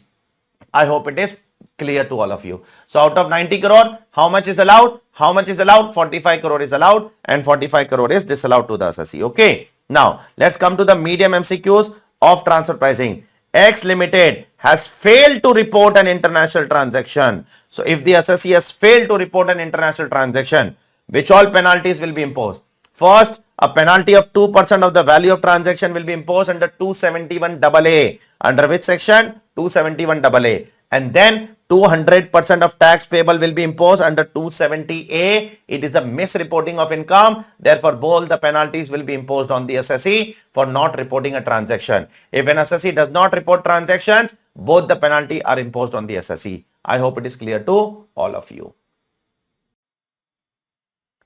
Now, let's move on to the next question. Under which of the following methods arm's length price should be the arithmetical mean of the value included in the data set, irrespective of the number of entries? So please tell me, in which of the method you do not follow the range concept? Arithmetic mean is taken for those cases where range is not applicable. So range concept is not applicable in case of profit split method. Apart from this, all the three methods, range concept is applicable. In fact, 4 methods range concept is applicable. Range concept is applicable for cost plus method also, transactional net margin method also, cup method also, and your 4th method, resale price method also. All the 4 methods range concept is applicable. Range concept is not applicable only in case of profit split method. In case of profit split method, you have to take the arithmetic mean irrespective of whether the number of items are less than 6 or it is more than equal to 6. It doesn't matter. Okay. I hope it is clear to all of you. Next one is again a transfer pricing case, a difficult case on transfer pricing. Let me talk about that. First of all, question number 1, a notified infrastructure debt fund. So infrastructure debt fund is there, eligible for exemption under 1047, has to pay an interest of 5 lakh rupees to company incorporated in a foreign country. So the company is incorporated where? In a foreign country. Okay. So how much TDS will be applicable? If an infrastructure debt fund pays interest to a foreign company, as per section 194 LB, it is 5% tax. 5% TDS under 194 LB and 4% cess. Therefore, the answer is 5.2 percentage. Okay. Now, there is another foreign company. The foreign company has incurred an expenditure of 12,000 rupees. The expenditure of 12,000 will not be allowed as deduction. That is not allowed under income tax law. Okay. Now, the fund also has to pay interest of 3 lakhs to Mr. Frank, and Mr. Frank is located in NJA. So, if a payment is made to a person located in NJA, then the TDS rate will be what? It will be directly 30% plus cess. Okay. So, in case of Mr. P, the tax will be, TDS will be 31.2%. I hope it is clear to all of you. The first company was located in a normal country. Therefore, as per 194 LB, it was 5% plus cess. The second person is located in NJ. Therefore, the TDS rate would be 30% plus 4%, 31.2%, which is written in section 94A. Now, all the MCQs after this are theoretical MCQs, nothing great as such. Okay. Which action plan developing a multilateral instrument on treaty measures to tackle BEPS? So, it is action plan 15, which talks about making an MLI. MLI is covered in action plan 15. So, nothing great as such is there. Now, all these are very self-explanatory. Fundamentals of base erosion and profit shifting, medium MCQ question number 1. What are the BEPS action plan based on fundamental pillars of transparency? So, which all action plans are based on transparency? Action plan 11 is based on transparency. Action plan 5 is based on transparency. Action plan 13 is based on transparency. And action plan 14 is based on transparency. For that, you have to read the respective chapter and you will come to know how these action plans are talking about transparency. I cannot go and teach about each and every action plan in detail here. That is not practically possible over here. You can watch the revision video or you can watch the respective lecture. Third one, difficult fundamentals of base erosion and profit shifting. Which are the forms of hybrid mismatch arrangement? Okay. So, which are the forms of hybrid mismatch arrangement? So, hybrid mismatch arrangement comes in action plan 2. Okay. And if you see the hybrid mismatch arrangement, all these 4 points are covered in action plan 2. You can go and check the action plan 2. Participation exemption regime, misuse of foreign tax credit, creation of 2 deduction for single borrower, and generation of deduction without corresponding income inclusions. All of them are part of hybrid mismatch arrangement. Okay. Now, next one is while interpreting, next chapter, simple MCQ application and interpretation of tax treaty. While interpreting the treaty entered into by India with the country P, the budget speech of finance minister was relied upon to understand the intent at the time of signing the treaty. Which law of interpretation has to be followed in this case? So, as per which law of interpretation, the budget speech of finance minister is relevant to determine the interpretation of a statute, and it is purposive interpretation. So, as per purposive interpretation, the budget speech of finance minister would be relevant to determine a particular intent of the law. Okay. Now, the next one in the last chapter is latest development in the international taxation. This is a new topic which is added by the institute in the new course. I don't think so. It is very, very important in the examination. Now, the first question over here is in the simple part. Pillar 2 consists of how many things? Pillar 2 consists of 2 things. First is GLOBE rules, that is global anti-base erosion rules, and STTR rules, that is subject to tax rules. So, pillar 2 consists of 2 things, that is GLOBE rules, global anti-base erosion rules, and subject to tax rules. These are the 2 rules which are covered in the pillar 2 concept. Okay. As per the pillar 2 rules, how much tax will be the minimum tax under both the rules? Under the GLOBE rules, the government has said that we will take minimum 15% tax, which is decided by the OECD, and under the STTR, the government has said that, which is again decided by the OECD, that we will take at least 9% tax in the STTR rules. Okay. I hope it is clear to all of you. Amount A is what? Under the GLOBE rules, etc. Amount A is 25% of the residual profit that will be allocated to the market jurisdiction. Now, to understand all these things, you need to read that particular chapter. Otherwise, you will not understand all these things. Okay. So, please go and read that particular chapter. Only then you will understand what I am trying to say over here. In scope companies are MNCs with global turnover of 20 billion euros and profitability about 10%. Okay. In scope companies are, which companies are called as in scope companies? So, in the examination, if they ask you, in scope companies are which companies? So, you have to say a company whose global turnover is greater than $20 billion and profitability is about 10%. Profit means profit before tax upon revenue. If it is greater than 10%, then it can be called as what? In scope revenue, in scope companies. Okay. And one last thing, which rule imposes a top-up tax on parent entity of the constituent entity located in the low tax jurisdiction? So, if there can be a top-up tax on the parent entity as per the rule of income inclusion rule. So if I am a Reliance Industry and if my subsidiary is in low tax jurisdiction, so I have to bear the tax of that subsidiary in the parent country. In India, I have to bear the tax of my subsidiary which is located in what? Low tax jurisdiction, that is known as income inclusion rules. So here we complete all the individual MCQs. So after this we are going to start with what? The case scenario MCQs. I hope it is clear to all of you.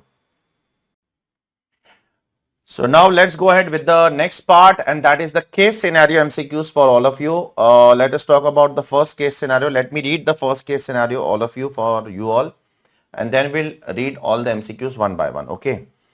The first one is Mr. Subhash is a retailer of car spare parts. Okay. He started his business in 2022 May, and his turnover for the last year was 10.5 crores. He generally purchases goods from car accessories and company only. Now this car accessories and company is the seller. Subhash is a buyer. Car accessories and company manufacture and sell spare parts directly to the customers as well as through e-commerce platform. That is carparts.com. Now car accessories and company's turnover for last year was 15 crore. What was Subhash turnover? Subhash turnover was 10.5 crore and car accessories turnover was 15 crore. Now this is how they have purchased. The relevant information of the purchases made by Mr. Subhash in previous year 23-24 is as follows. Date of credit in the books of accounts, date of payment, value of spare parts without GST, and then the total value of spare parts including the GST portion. Okay. Now, in addition to the above, Mr. Subhash also purchased spare parts of car accessories and company for 12 lakhs inclusive of 18% GST through a website known as carparts.com. Okay. On 31st December 2023. Car parts was made, the payment was made directly to car accessories and company on 15th of Jan 2024. PAN is duly furnished by Mr. Subhash, car accessories company and car parts. GST portion is indicated separately in the invoice, but it is not shown separately when the goods are purchased through carparts.com. Based on the above facts, choose the most appropriate answer to question number 1 to question number 5. Okay. Now you need to be very careful. This is a question on 194Q 2061H. Okay. As it appears to be. It is a question definitely on 194Q and 2061H. Where Subhash is a buyer and car accessories and company is a seller and car parts is an e-commerce operator. Okay. Now let's read the first question. Is Mr. Subhash required to deduct tax at source in respect of the purchases made directly with the car accessories and company? If yes, when? And what is the amount of tax to be deducted? Okay, now listen carefully. Mr. Subhash, is he liable to deduct TDS? Listen carefully. TDS is deducted under 194Q if my last year turnover has to be greater than 10 crore. Is it greater than 10 crore? Yes. Subhash last year turnover is 10.5 crore. Now TDS is deducted if the aggregate payment in the financial year exceeds 50 lakh rupees. Okay. So the moment it will exceed 50 lakh rupees, I will start to deduct the TDS. Now TDS is deducted on credit or payment, whichever is earlier. Okay. And in that also, when credit is happening first now, when credit is happening first, then you will deduct TDS on exclusive GST. But when payment is happening first now, when payment is happening first and credit is happening in future, it means we are making payment first and the invoice will be done in future, then the TDS will be deducted on inclusive of GST. You have to be very careful with these points. All these things are mentioned in our color book. You can go and check. So now, when are you making the first payment? First payment is on 15th of May. First credit is on 15th of May and payment is in June. So whether TDS will be applicable in this case? What is first? Credit is first, payment is next. So TDS will be deducted on exclusive GST. And now exclusive GST, it is less than 50 lakhs. Therefore, no TDS as of now. Okay. So in first case, credit is first, payment is later. Therefore, TDS will be deducted. The timing of deduction will be the date of credit. And therefore, because it is deducted on based on credit, you have the breakup of invoice. This much is GST, this much is value of spare parts. Therefore, it is less than 50 lakhs, no TDS. Now on second time, what is first? Credit is first, payment is next. Okay. And now it is exceeding 50 lakh rupees. First 45 and then 15. So total how much? Total 60 lakh. So now on 10 lakh, 0.1% TDS will be deducted on 18th of June. Okay. So on 10 lakh, 0.1% will come to 1000 on 18th of June. Okay. This is how you are supposed to go ahead. The third transaction. Credit is happening later. See, in the third transaction, credit is happening later. Payment is happening first. Credit is on 28th August. Payment is on 17th August. Therefore, now the TDS will be deducted on entire 25,37,000. So on entire 20 lakh 35, 27, 35, 0.1%, 2537 on 17th of August. I hope it is clear how to determine it. So if you make the payment first, then you have to deduct from the entire amount. If you make the credit first, then you have to deduct TDS on the amount exclusive of GST. I hope it is clear to all of you, right? Fourth one, 14th Feb, you are doing the credit and 28th Feb, you are making the payment. So you are doing the credit first. So you will deduct TDS on what? On exclusive GST portion. That is on 10,50,000, 0.1%. That is 1050 on 14th of Feb. I hope it is clear to all of you. So this is the answer to the first question. Okay. Now what is the answer to the second question? Is car accessories and company required to collect tax at source in respect of sale transaction with Subhash? If yes, when and what is the amount of tax to be collected? Now listen carefully. On this first transaction, okay? Listen carefully, okay? So on this first transaction, which is there on this, which I am highlighting now, on this transaction, think from the perspective of the seller. The seller is selling how much goods? The seller is selling you goods of 53,10,000. Is the buyer deducting TDS? Buyer is not deducting TDS. Is the seller last year turnover also greater than 10 crore? The answer is yes. The seller's last year turnover is also greater than 10 crore. And buyer is not deducting TDS. So seller will deduct TDS on, and TCS, seller will collect TCS on excess of 50 lakh rupees. And what is in excess of 50 lakh rupees? It is 3,10,000 rupees. So on 3,10,000 rupees, the seller is liable to collect TCS. How much TCS seller will collect? 0.1% on 3,10,000 rupees, which will come to 310. I am again saying, when the first transaction is happening, and TCS is always collected inclusive of tax, inclusive of GST, always. For TDS, there is a point which we need to think, that what is happening first. If credit is happening first, then exclusive GST. Payment is happening first, then inclusive GST. But in case of TCS, it is not like that. Always inclusive of TCS. Always inclusive of GST. So when the first transaction is happening on 15th of May and the payment is done on 2nd of June. So TCS under 206C1H is applicable first of all on receipt basis, not whichever is earlier. So TCS will be applicable on 2nd June. And TCS will be always collected on the entire amount, including the GST portion. So in excess of 50 lakhs. So in excess of 50 lakhs, it is how much? 3,10,000. Therefore, on 3,10,000, 2nd June. Why 2nd June? Why not 15th May? Because TCS is collected on receipt basis, not on receipt or payment, whichever is earlier. It's not on like that. It's on receipt basis. It's not like receipt or credit, receipt or debit, whichever is earlier. It's not like that. It is on receipt. TDS is on payment or credit, whichever is earlier. But 206C1H TCS is always on receipt basis. So be very careful. Okay. So 206C1H TCS will be applicable over here. Okay. Because on first transaction, TDS was not applicable. Let me come to the third one. Assume that Mr. Subhash has started the retail business in May 23. Okay. Okay. In such a case, would the answer of MCQ1 and MCQ be different? If yes, what would be the answer of MCQ1 and MCQ2? So if Mr. Subhash has started the business in March, in May 2023. Yes, the answer to MCQ1 would change to D and answer to MCQ2 would change to B. Why? I am telling you. Because why? In first case, it will change to D. Why? Because if this is the first year of business of Subhash, then last year turnover is 0. Therefore, Subhash is not liable to TDS, right?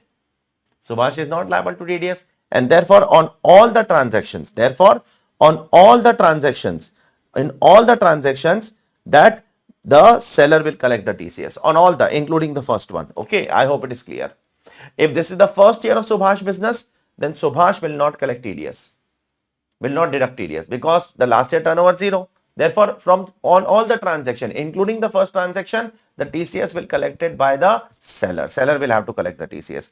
I hope it is clear to all of you. Fourth question. Are the provisions of tax deduction collection at source attracted in respect of transactions with car parts? If yes, who has to collect tax? At source and at what rate? Yes, if the product are sold through e-commerce operator, how much product is sold? 12 lakh rupees, inclusive GST. And GST is not separately given. If GST is not separately shown, then on the entire amount TDS has to be deducted. TDS is deducted on exclusive of GST only if it is separately mentioned in the invoice that this much is this and this much is GST. If GST is not separately shown in the invoice, then TDS has to be deducted on the entire amount. So here on the entire amount, the e-commerce operator carparts.com has to deduct TDS at the rate of 1% under 194O. Under which section? 194O, 12 lakh rupees at the rate of 1%, carparts.com will deduct under 194O. Right? Like Amazon deducts, right? And last, if Mr. Subhash has not furnished his PAN to car accessories and company, but has furnished his Aadhaar number, what would be the rate of TCS? It's okay. You can furnish either PAN or Aadhaar, both would be fine. Even if you furnish Aadhaar, it's okay. Then also 0.1% TCS will only be applicable. It will not be more. You can furnish either PAN or Aadhaar, both are acceptable in today's time. So this is what this question is all about. I hope it is clear to all of you. So let's move on to the case scenario number 2 now. Case scenario MCQ number 2. A Limited is an Indian company which has invested in the shares of other Indian and foreign companies. So A Limited has invested in the shares of Indian company also and foreign companies also as follows. As you can see over here in different companies. This is the percentage of holding. This is the date of declaration of dividend. This is the date of distribution of dividend. This is the amount of gross dividend, and this is the interest expenditure on loan borrowed for investment in shares. Okay. Now A Limited declared and distributed dividend of 6 lakhs for financial year 22-23 in December 23 and dividend of 7 lakh for financial year 23-24 in July 2024. Now Mr. Akash and Mr. Arav are two brothers who have invested in the shares of A Limited. Both of them were born in India. Their parents and grandparents were also born in India. Mr. Akash is an Indian citizen who lives in Hyderabad. He is employed with a leading textile manufacturing company with a salary of 1 lakh per month. His brother Arav is settled in country Y since the year 2010. He is a citizen of country Y and a partner with software development firm in country Y. His share of profit in the firm is $1,20,000 which was credited to his bank account. The value of $1 is 25 rupees. He is not subject to income tax in country Y. Since the share of profit from a firm is exempt in the hands of partner in country Y. Mr. Arav visits India 4 months in continuation every year. He earns interest of 14 lakh rupees from fixed deposit with Bank of India. Okay. Now, the dividend income which is earned by Arav and Akash from A Limited, because they both have investments in A Limited, is as follows. Now, we need to answer based on the most appropriate answer based on the above case studies. Okay. So, this is just a synopsis of case study which I have given you. I'll explain you with the help of the questions. Now, what is the amount of dividend includable in the gross total income of A Limited for AY 24-25 under the provisions of the Income Tax Act 1961. Okay. So now how much dividend will be includable in the gross total income of A Limited? So this 2 lakh rupees is earned. On that 2 lakh rupees, 45,000 is interest. But interest is allowed only to the extent of 20%. Therefore 40,000 will be allowed. Therefore 1,60,000 will be this. Okay. Second one is 4 lakhs. Out of 4 lakhs, again only 20% will be allowed. Therefore 80,000 deduction will be allowed against dividend income. Therefore this will be 3,20,000. Okay. Third one, 6 lakhs you have earned. Again 6 lakhs also you are going to get only 20%. So 20% will come to 1,20,000. Okay. So this will be 4,80,000 deduction dividend income which will be taxable in your hand. And the fourth one is 3,20,000. Against 3,20,000 also again only 20%. that is 64,000 rupees deduction you will get. So the total of all four will be coming to how much? Will be coming to 12,16,000. It is very simple. Dividend minus maximum 20%. Dividend minus maximum 20% and 12,16,000 is the answer to this particular question. Okay. Now, what is the deduction allowable under ATM? The answer given by ICAI over here is wrong. I'll tell you why it is wrong. Okay. Now, they are saying that the company has distributed a dividend of how much? The company has distributed dividend of 6 lakh rupees in December 23. If they have distributed 6 lakhs in December 23, will they get the deduction of this in 22-23? The answer is no.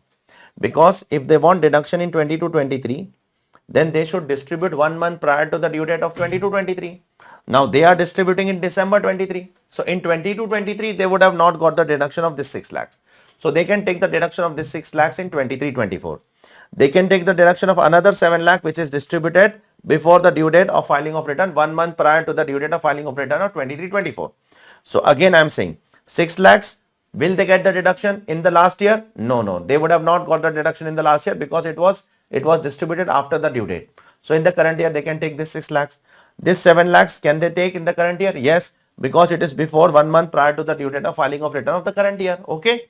So 13 lakh deduction they can take. So ICAI has blindly taken 13 lakh as deduction and that is the correct answer as per ICAI. As per me, it is not correct. You need to compare this 13 lakh with your dividends. Whatever net dividend you have earned, you have to compare that with 13 lakhs. And then whichever is lower, that is allowed as deduction. According to me, the answer to this question should also be 12,16,000 only. But unfortunately, ICAI has given the answer as what? As 13 lakh rupees. Now forget it, whatever they have done, let it be. Okay, forget about it. What is the tax liability of Mr. Aakash for AY 24-25 under the Income Tax Act 1961? If he wishes to make maximum tax saving, ignore TDS. He wants to save maximum tax and ignore the TDS. So we need to see what all income Aakash is earning. So first of all, Aakash is earning a salary of 1 lakh rupees per month. Okay. Apart from that, Aakash is earning some interest, etc. also. Okay. I don't think so Aakash is earning anything apart from that. Okay. Sorry, Aakash is earning some dividend also. So first of all, Aakash is earning a salary of 12 lakh rupees.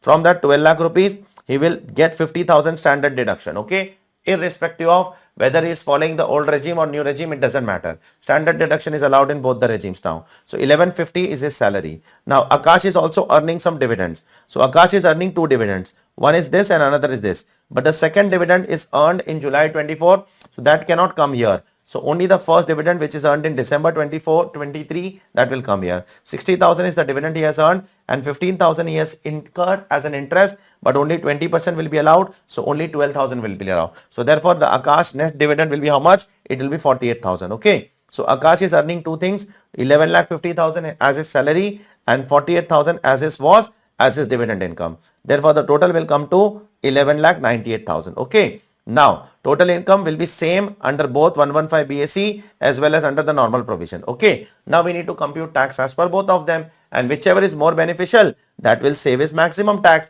Now, tax as per 115 BAC, that is the new regime, is coming to 93 to 90 if you compute the tax. And as per old regime, it is coming to 178, 780. Therefore, we will go for 93,290, which is the correct answer. Okay. I hope it is clear to all of you. Now, what is the residential status of Mr. Aarav for 24-25? Now, see, Aarav stays outside India. He comes to India only for 4 months. Okay. So, suppose let's assume that he comes to India for 4 months. It means he comes to India for say 120 days. So, if he comes to India for 120 days, then also he need to fulfill for few more conditions. That is, in the last 4 years, he should stay in India for 365 days. Chalo, that is also he is fulfilling, because if every year he is coming for 4 months, then he is fulfilling the criteria of 365 days in the last 4 years. Because if every year is coming for 120 days, that is 4 months, then 4 years it will come to 480 days. One more criteria he has to fulfill. He has to fulfill what? The criteria of earning more than 15 lakh rupees from Indian source. Now that he is not fulfilling. He is only earning 14 lakh rupees from the fixed deposit in India. Apart from that, I don't think so he is earning any other income in India. Therefore, he is not fulfilling that criteria, and that by that logic, he is a non-resident in India. Okay. Now let us compute the taxable income, that tax liability of Mr. Aarav. Aarav is earning 14 lakh rupees income from FD. and he's also earning, dividend from India. How much? Dividend of 90,000 rupees from India. And in July, whatever he is receiving, that will not come over here. Okay, whatever dividend he has earned in July, that will not come over here. Whatever dividend he has earned in December, that will definitely come over here. So in December he is earning 90,000 rupees, and because he is non-resident, he is not going to get the deduction of 20,000 rupees. That deduction of interest is only allowed to residents, that is not allowed to non-resident. So his total income will come to how much? His total income will come to 14 lakh plus 90,000 rupees. Okay, and therefore institute, I guess, has taken over here that 18,000 deduction also. Okay, according to me that is incorrect. They should not take that 18,000. They have taken 20% deduction here also, and that's by that logic they have taken this income as 14 lakh 72. So according to me that is wrong. They should not do that. Okay, why they should not do that? Because for non-resident, the dividend income is directly taxable at 20% under 115A. So they cannot take the deduction over here. I think so that is wrong. Okay, that should not be done over here. But let's see as per ICAI whatever is the answer is coming here. As per ICAI, 14,72,000 is the income, and therefore on that the assessee will get what? As per normal provision, it is 2,60,000, and as per 115 BAC, it is 153,920, and therefore 153,920 is more beneficial to the assessee. I hope it is clear to all of you. This is what your case scenario 2 is all about. Okay. So let's move on to the next case scenario, that is case scenario MCQ number 3. BMT Shipping Company is an Indian company. It is an Indian company having its place of effective management in India. The poem is where? The poem is in India. It's an Indian company and the poem is in India. Now it owns 3 vessels, out of which 2 are qualifying ship. Now this entire question is on tonnage taxation concept. Okay. So let us see what is this exactly the question is all about. The registered tonnage of 2 qualifying shipping company is 33,840 tons, 230 kg, and the second one is 24,952 tons and 370 kgs respectively. This is the registered weight of the tonnage of the companies. Okay, of the 2 companies which are qualifying to be a tonnage company. In financial year 23-24, the first vessel operated for 212 days. And the second vessel operated for 347 days. Okay. Now the WDV of the block of asset for tax purpose being shipped as on 1/4/2022 was 1200 lakhs. So tax purpose, the WDV of the asset is 1200 lakhs, and the WDV as per books is as follows. Qualifying ship is this, qualifying ship 2 is this, non-qualifying ship is 230 lakhs. And this, the WDV as per books of accounts is given in the box, and WDV as per tax is given above the box, that is 1200 lakhs. Okay. Now the profit from core activity referred to in section 115 VI is 70 lakhs. The profit from core activity means the activity of tonnage. It is 70 lakhs. Profit from incidental activity, it is 14 lakhs. Therefore, this is the total profit. 84 lakhs is the total profit which is earned by the company. Okay. Now the book profit as per 115 JB, it is 100 lakhs. Okay. Now Element Shipping Company is a foreign company whose place of effective management is outside India. Now this will be useful in the last question, so we will read that at the end. Okay, now it is not relevant. Now what would be the tonnage income of BMT Shipping Company computed under 115 VG? Now see, for that you need to know the slab rates of the tonnage taxation company.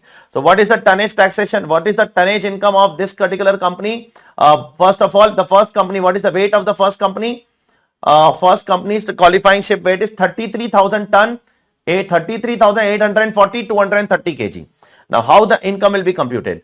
Up to 25,000, it is 11,770 rupees per day. Go and check the chart. Up to 25,000, up to 25,000 ton, it is 11,770 flat. Above that, for every 100 ton, it is 88 rupees. It is how much? For every 100 ton, it is 88 rupees. Okay. So this is how you will compute and multiply by 212 days. I hope it is clear to all of you. After that, for every 100 ton it is how much? For every 100 ton it is how much? It is 88 rupees. Plus what? Plus what? Multiply by 212. This will come to 30,36,264. What about the second ship? The weight of the second ship is 24,952. So up to 10,000, it is 5470. Okay. And above 10,000, for every 100 ton, For every 100 ton, it is 42 rupees. And here it was for every 100 ton, it was 29 rupees. I said the opposite way. I said the other way around. Sorry for that. So about 10,000, up to 10,000 ton, it is 5470. About 10,000 ton, for every 100 ton, it is 42 rupees. So multiply by number of days the ship was operating, 347. So therefore, the answer will come to 71, 24, 54. It's a mere calculation wala sum. There is nothing great in this particular question at least. Okay. Now, what would be the written down value as on 1/4/2023 for the qualifying ship of BMT Shipping Company for tax purpose? See, for tax purpose, we need to find out the written down value of the qualifying ship. Now, we have written down value as per income tax law for all the three ships. Now, for all the three ships, it is how much? As per tax, it is 1200. Okay. And for all the three ships, as per accounts, it is how much? As per accounts, if I total all three of them, it comes to, as per accounts, it is 1080. So for all the three ships, as per tax, it is 1200. And for all the three ships, as per accounts, it is 1080. So how much is the value of tax as per value of qualifying ship as per tax? So for that, we need to know the value of qualifying ships as per these two accounts value. So what is the value of 580 plus 270? Whatever is the value of 580 plus 270, it is 850. You can cross multiply and you can get the answer of what? Answer of tax value for the two ships. Okay, it's very simple here. You have the value of three ships as per tax. You have the value of three ships as per books of account. You have the value of two ships as per books of accounts. You can do the calculation and you can get the value of two ships as per tax also. Okay, cross multiply and get the answer, as simple as that. Now the next question, the minimum reserve requirement as per 115 VT in case of BMT shipping companies for previous year 23-24 is how much? Now how much money has to be transferred to reserves by a tonnage taxation company? Remember, the law says that at least 20% of the book profit has to be transferred to the tonnage taxation reserve every year. Otherwise, you are not going to get the deduction. Okay, you are not going to get the benefit of tonnage taxation. Now, the book profit of this company is 100 lakhs. So 20% of that will come to how much? 20% of that will come to only 20 lakh rupees. So 20 lakh rupees has to be transferred to tonnage taxation reserve. Otherwise, you will not get the benefit of tonnage taxation reserve. I hope it is clear to all of you. The fourth question, would any amount be taxable under other provisions of the Income Tax Act as per 115 VT if BMT shipping company had transferred 15 lakh to tonnage taxation reserve? So they have transferred how much? 15 lakh to tonnage taxation reserve. So how much is the shortfall? The shortfall is 5 lakh rupees. And how much they were supposed to do? They were supposed to do 20 lakh rupees. So how much they are doing shortfall? They are doing shortfall of 25%. So whatever shortfall they are doing, the total profit, whatever is the total profit, out of which whatever shortfall they are doing, that much will be taxable in their hand. Okay, that much will be taxable. For example, if 20 lakh is required to be transferred and if entire 20 lakh is transferred, then nothing will be taxable. If 20 lakh is required to be transferred and only 15 lakh is transferred, it means 25% mistake you are doing. Therefore, on 84 lakhs, 25% will come to how much? 21 lakhs, and 21 lakhs will be taxable in your hand. I hope it is clear to all of you. And last but not least, for that we need to read this particular data which is given over here. Element Shipping Company is a foreign company whose place of effective management is outside India and its gross receipt is 630 lakhs. The breakup is as follows. The goods shipped at port in India, will that be taxable in India? Yes. Both of them will be taxable in India under 44B. 44B, 7.5% will be deemed income. Okay. What about the goods which are shipped outside India? The goods which are shipped outside India will be taxable only if it is received in India. Therefore, 180 lakhs will be taxable and 100 lakhs will not be taxable. So, you have to take a total of all of them and then 7.5% of that will be your deemed income. Okay. So, take the total of all of them, all three of them, and then take 7.5%. That will come to 39.75 lakhs and that will be your deemed income under the income tax law. So, this is what this question is all about. Okay. Now, one last question over here that will complete all the MCQs which are there on the ICAI website and which I have made you as a commitment to my dearest South Indian students who struggle to understand English, and because of that I need to again and again record everything in full English. But no matter, I will do it for you all. Don't worry about it. I will do it happily. Okay. Case scenario 4. Mr. Rajat is a diamond merchant.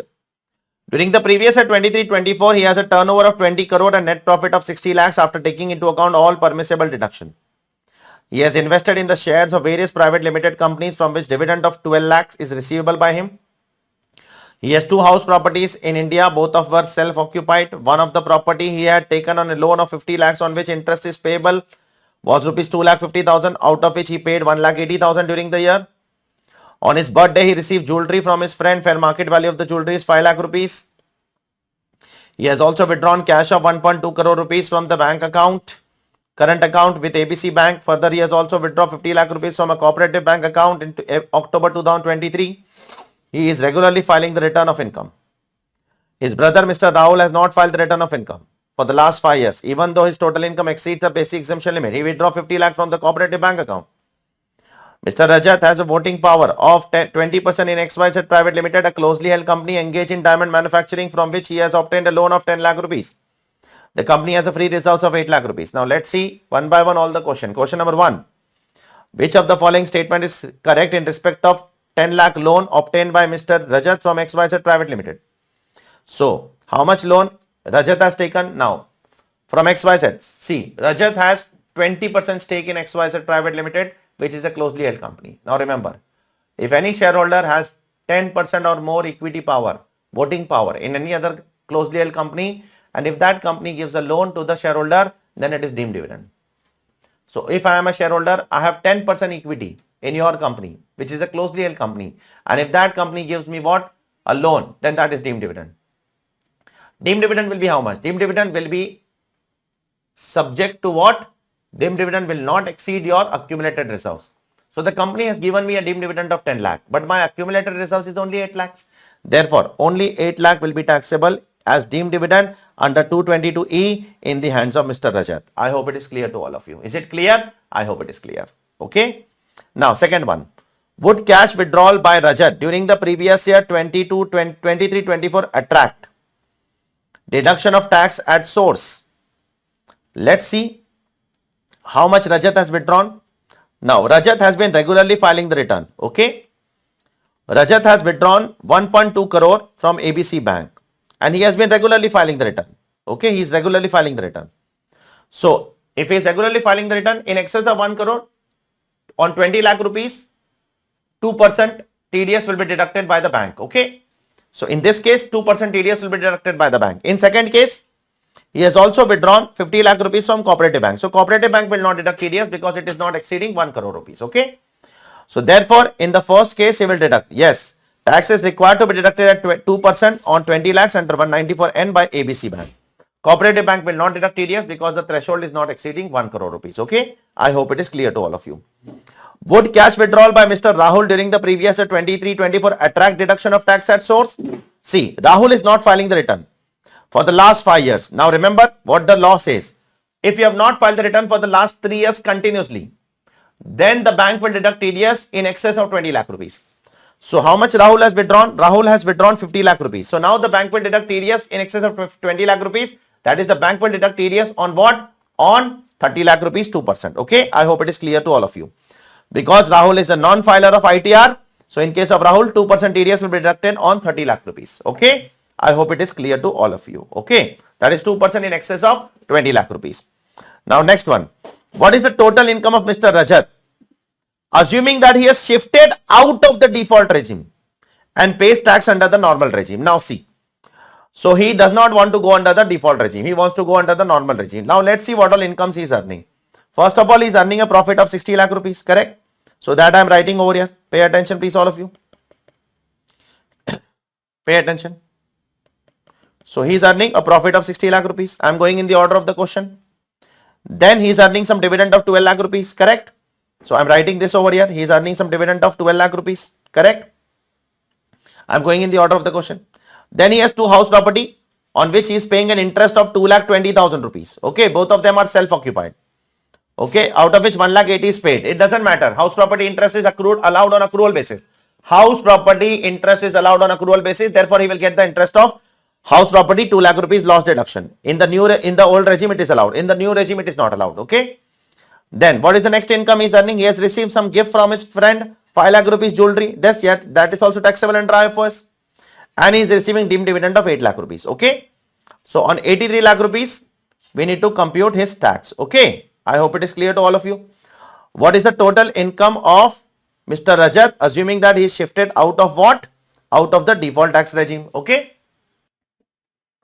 So therefore his total income comes to 83 lakh rupees. Actually the answer is not 3, answer is not 4, answer is 3. Okay, answer is 3. So answer is 83 lakh rupees. Now we need to compute tax. Okay, in the next question. So again I am saying the previous question, no confusion. 2 lakh rupees house property loss. Accrual basis also allowed, interest is allowed on accrual basis also. PGBP 60 lakh directly given. Gift received from friend jewelry 5 lakhs. Dividend, normal dividend, a deemed dividend and normal dividend, total 83 lakhs. 83 lakhs is the correct answer. It is not 83.4. Okay. Now one last thing. What is the amount of gross tax liability of Mr. Rajat, assuming that he shifted out of the default regime? He is paying tax as per normal regime. So if he is paying tax as per normal regime, so on 10 lakh he will pay 1,12,500, and on remaining 73 lakhs he will pay 30% tax. Okay. Then 10% surcharge also, because he is earning income of more than 50 lakhs, 10% surcharge will be imposed, and 4% cess will also be imposed. Okay. So therefore the tax of Mr. Rajat will come to how much? 26,34,060 rupees. I hope it is clear to all of you. So this is what the MCQ session is all about, and this is what my commitment is all about towards all my dearest students of South India. I have made a commitment to you all that I will be making a video on all the MCQs of ICAI, which the ICAI has uploaded on their portal, and I have done it. Okay. I will also put the timestamp below. It may happen that when the video is uploaded, initially the timestamp is not there. It might be uploaded. It might be updated in next 1 or 2 days. Okay. So don't be in a hurry to get the timestamp. But I will be uploading the timestamp chapter wise and MCQ wise and nature wise also. Chapter 1, simple MCQ 1, simple MCQ 2, simple MCQ 2. Chapter 2, simple MCQ 1, simple MCQ 2, medium MCQ 1, medium MCQ 2, difficult MCQ 1, difficult MCQ 2. In that way, we will be putting the description also in the form of what? In the form of your entire timestamp. So don't worry about it. So it might not be updated immediately. The video is uploaded. It will be updated in next 1 or 2 days. Okay. So take care all of you. Your rest of the revision videos I'll try to upload soon in full English, that is transfer pricing, non-resident, TDS and chapter of trust. Okay. Take care all of you. Bye all of you. Take care.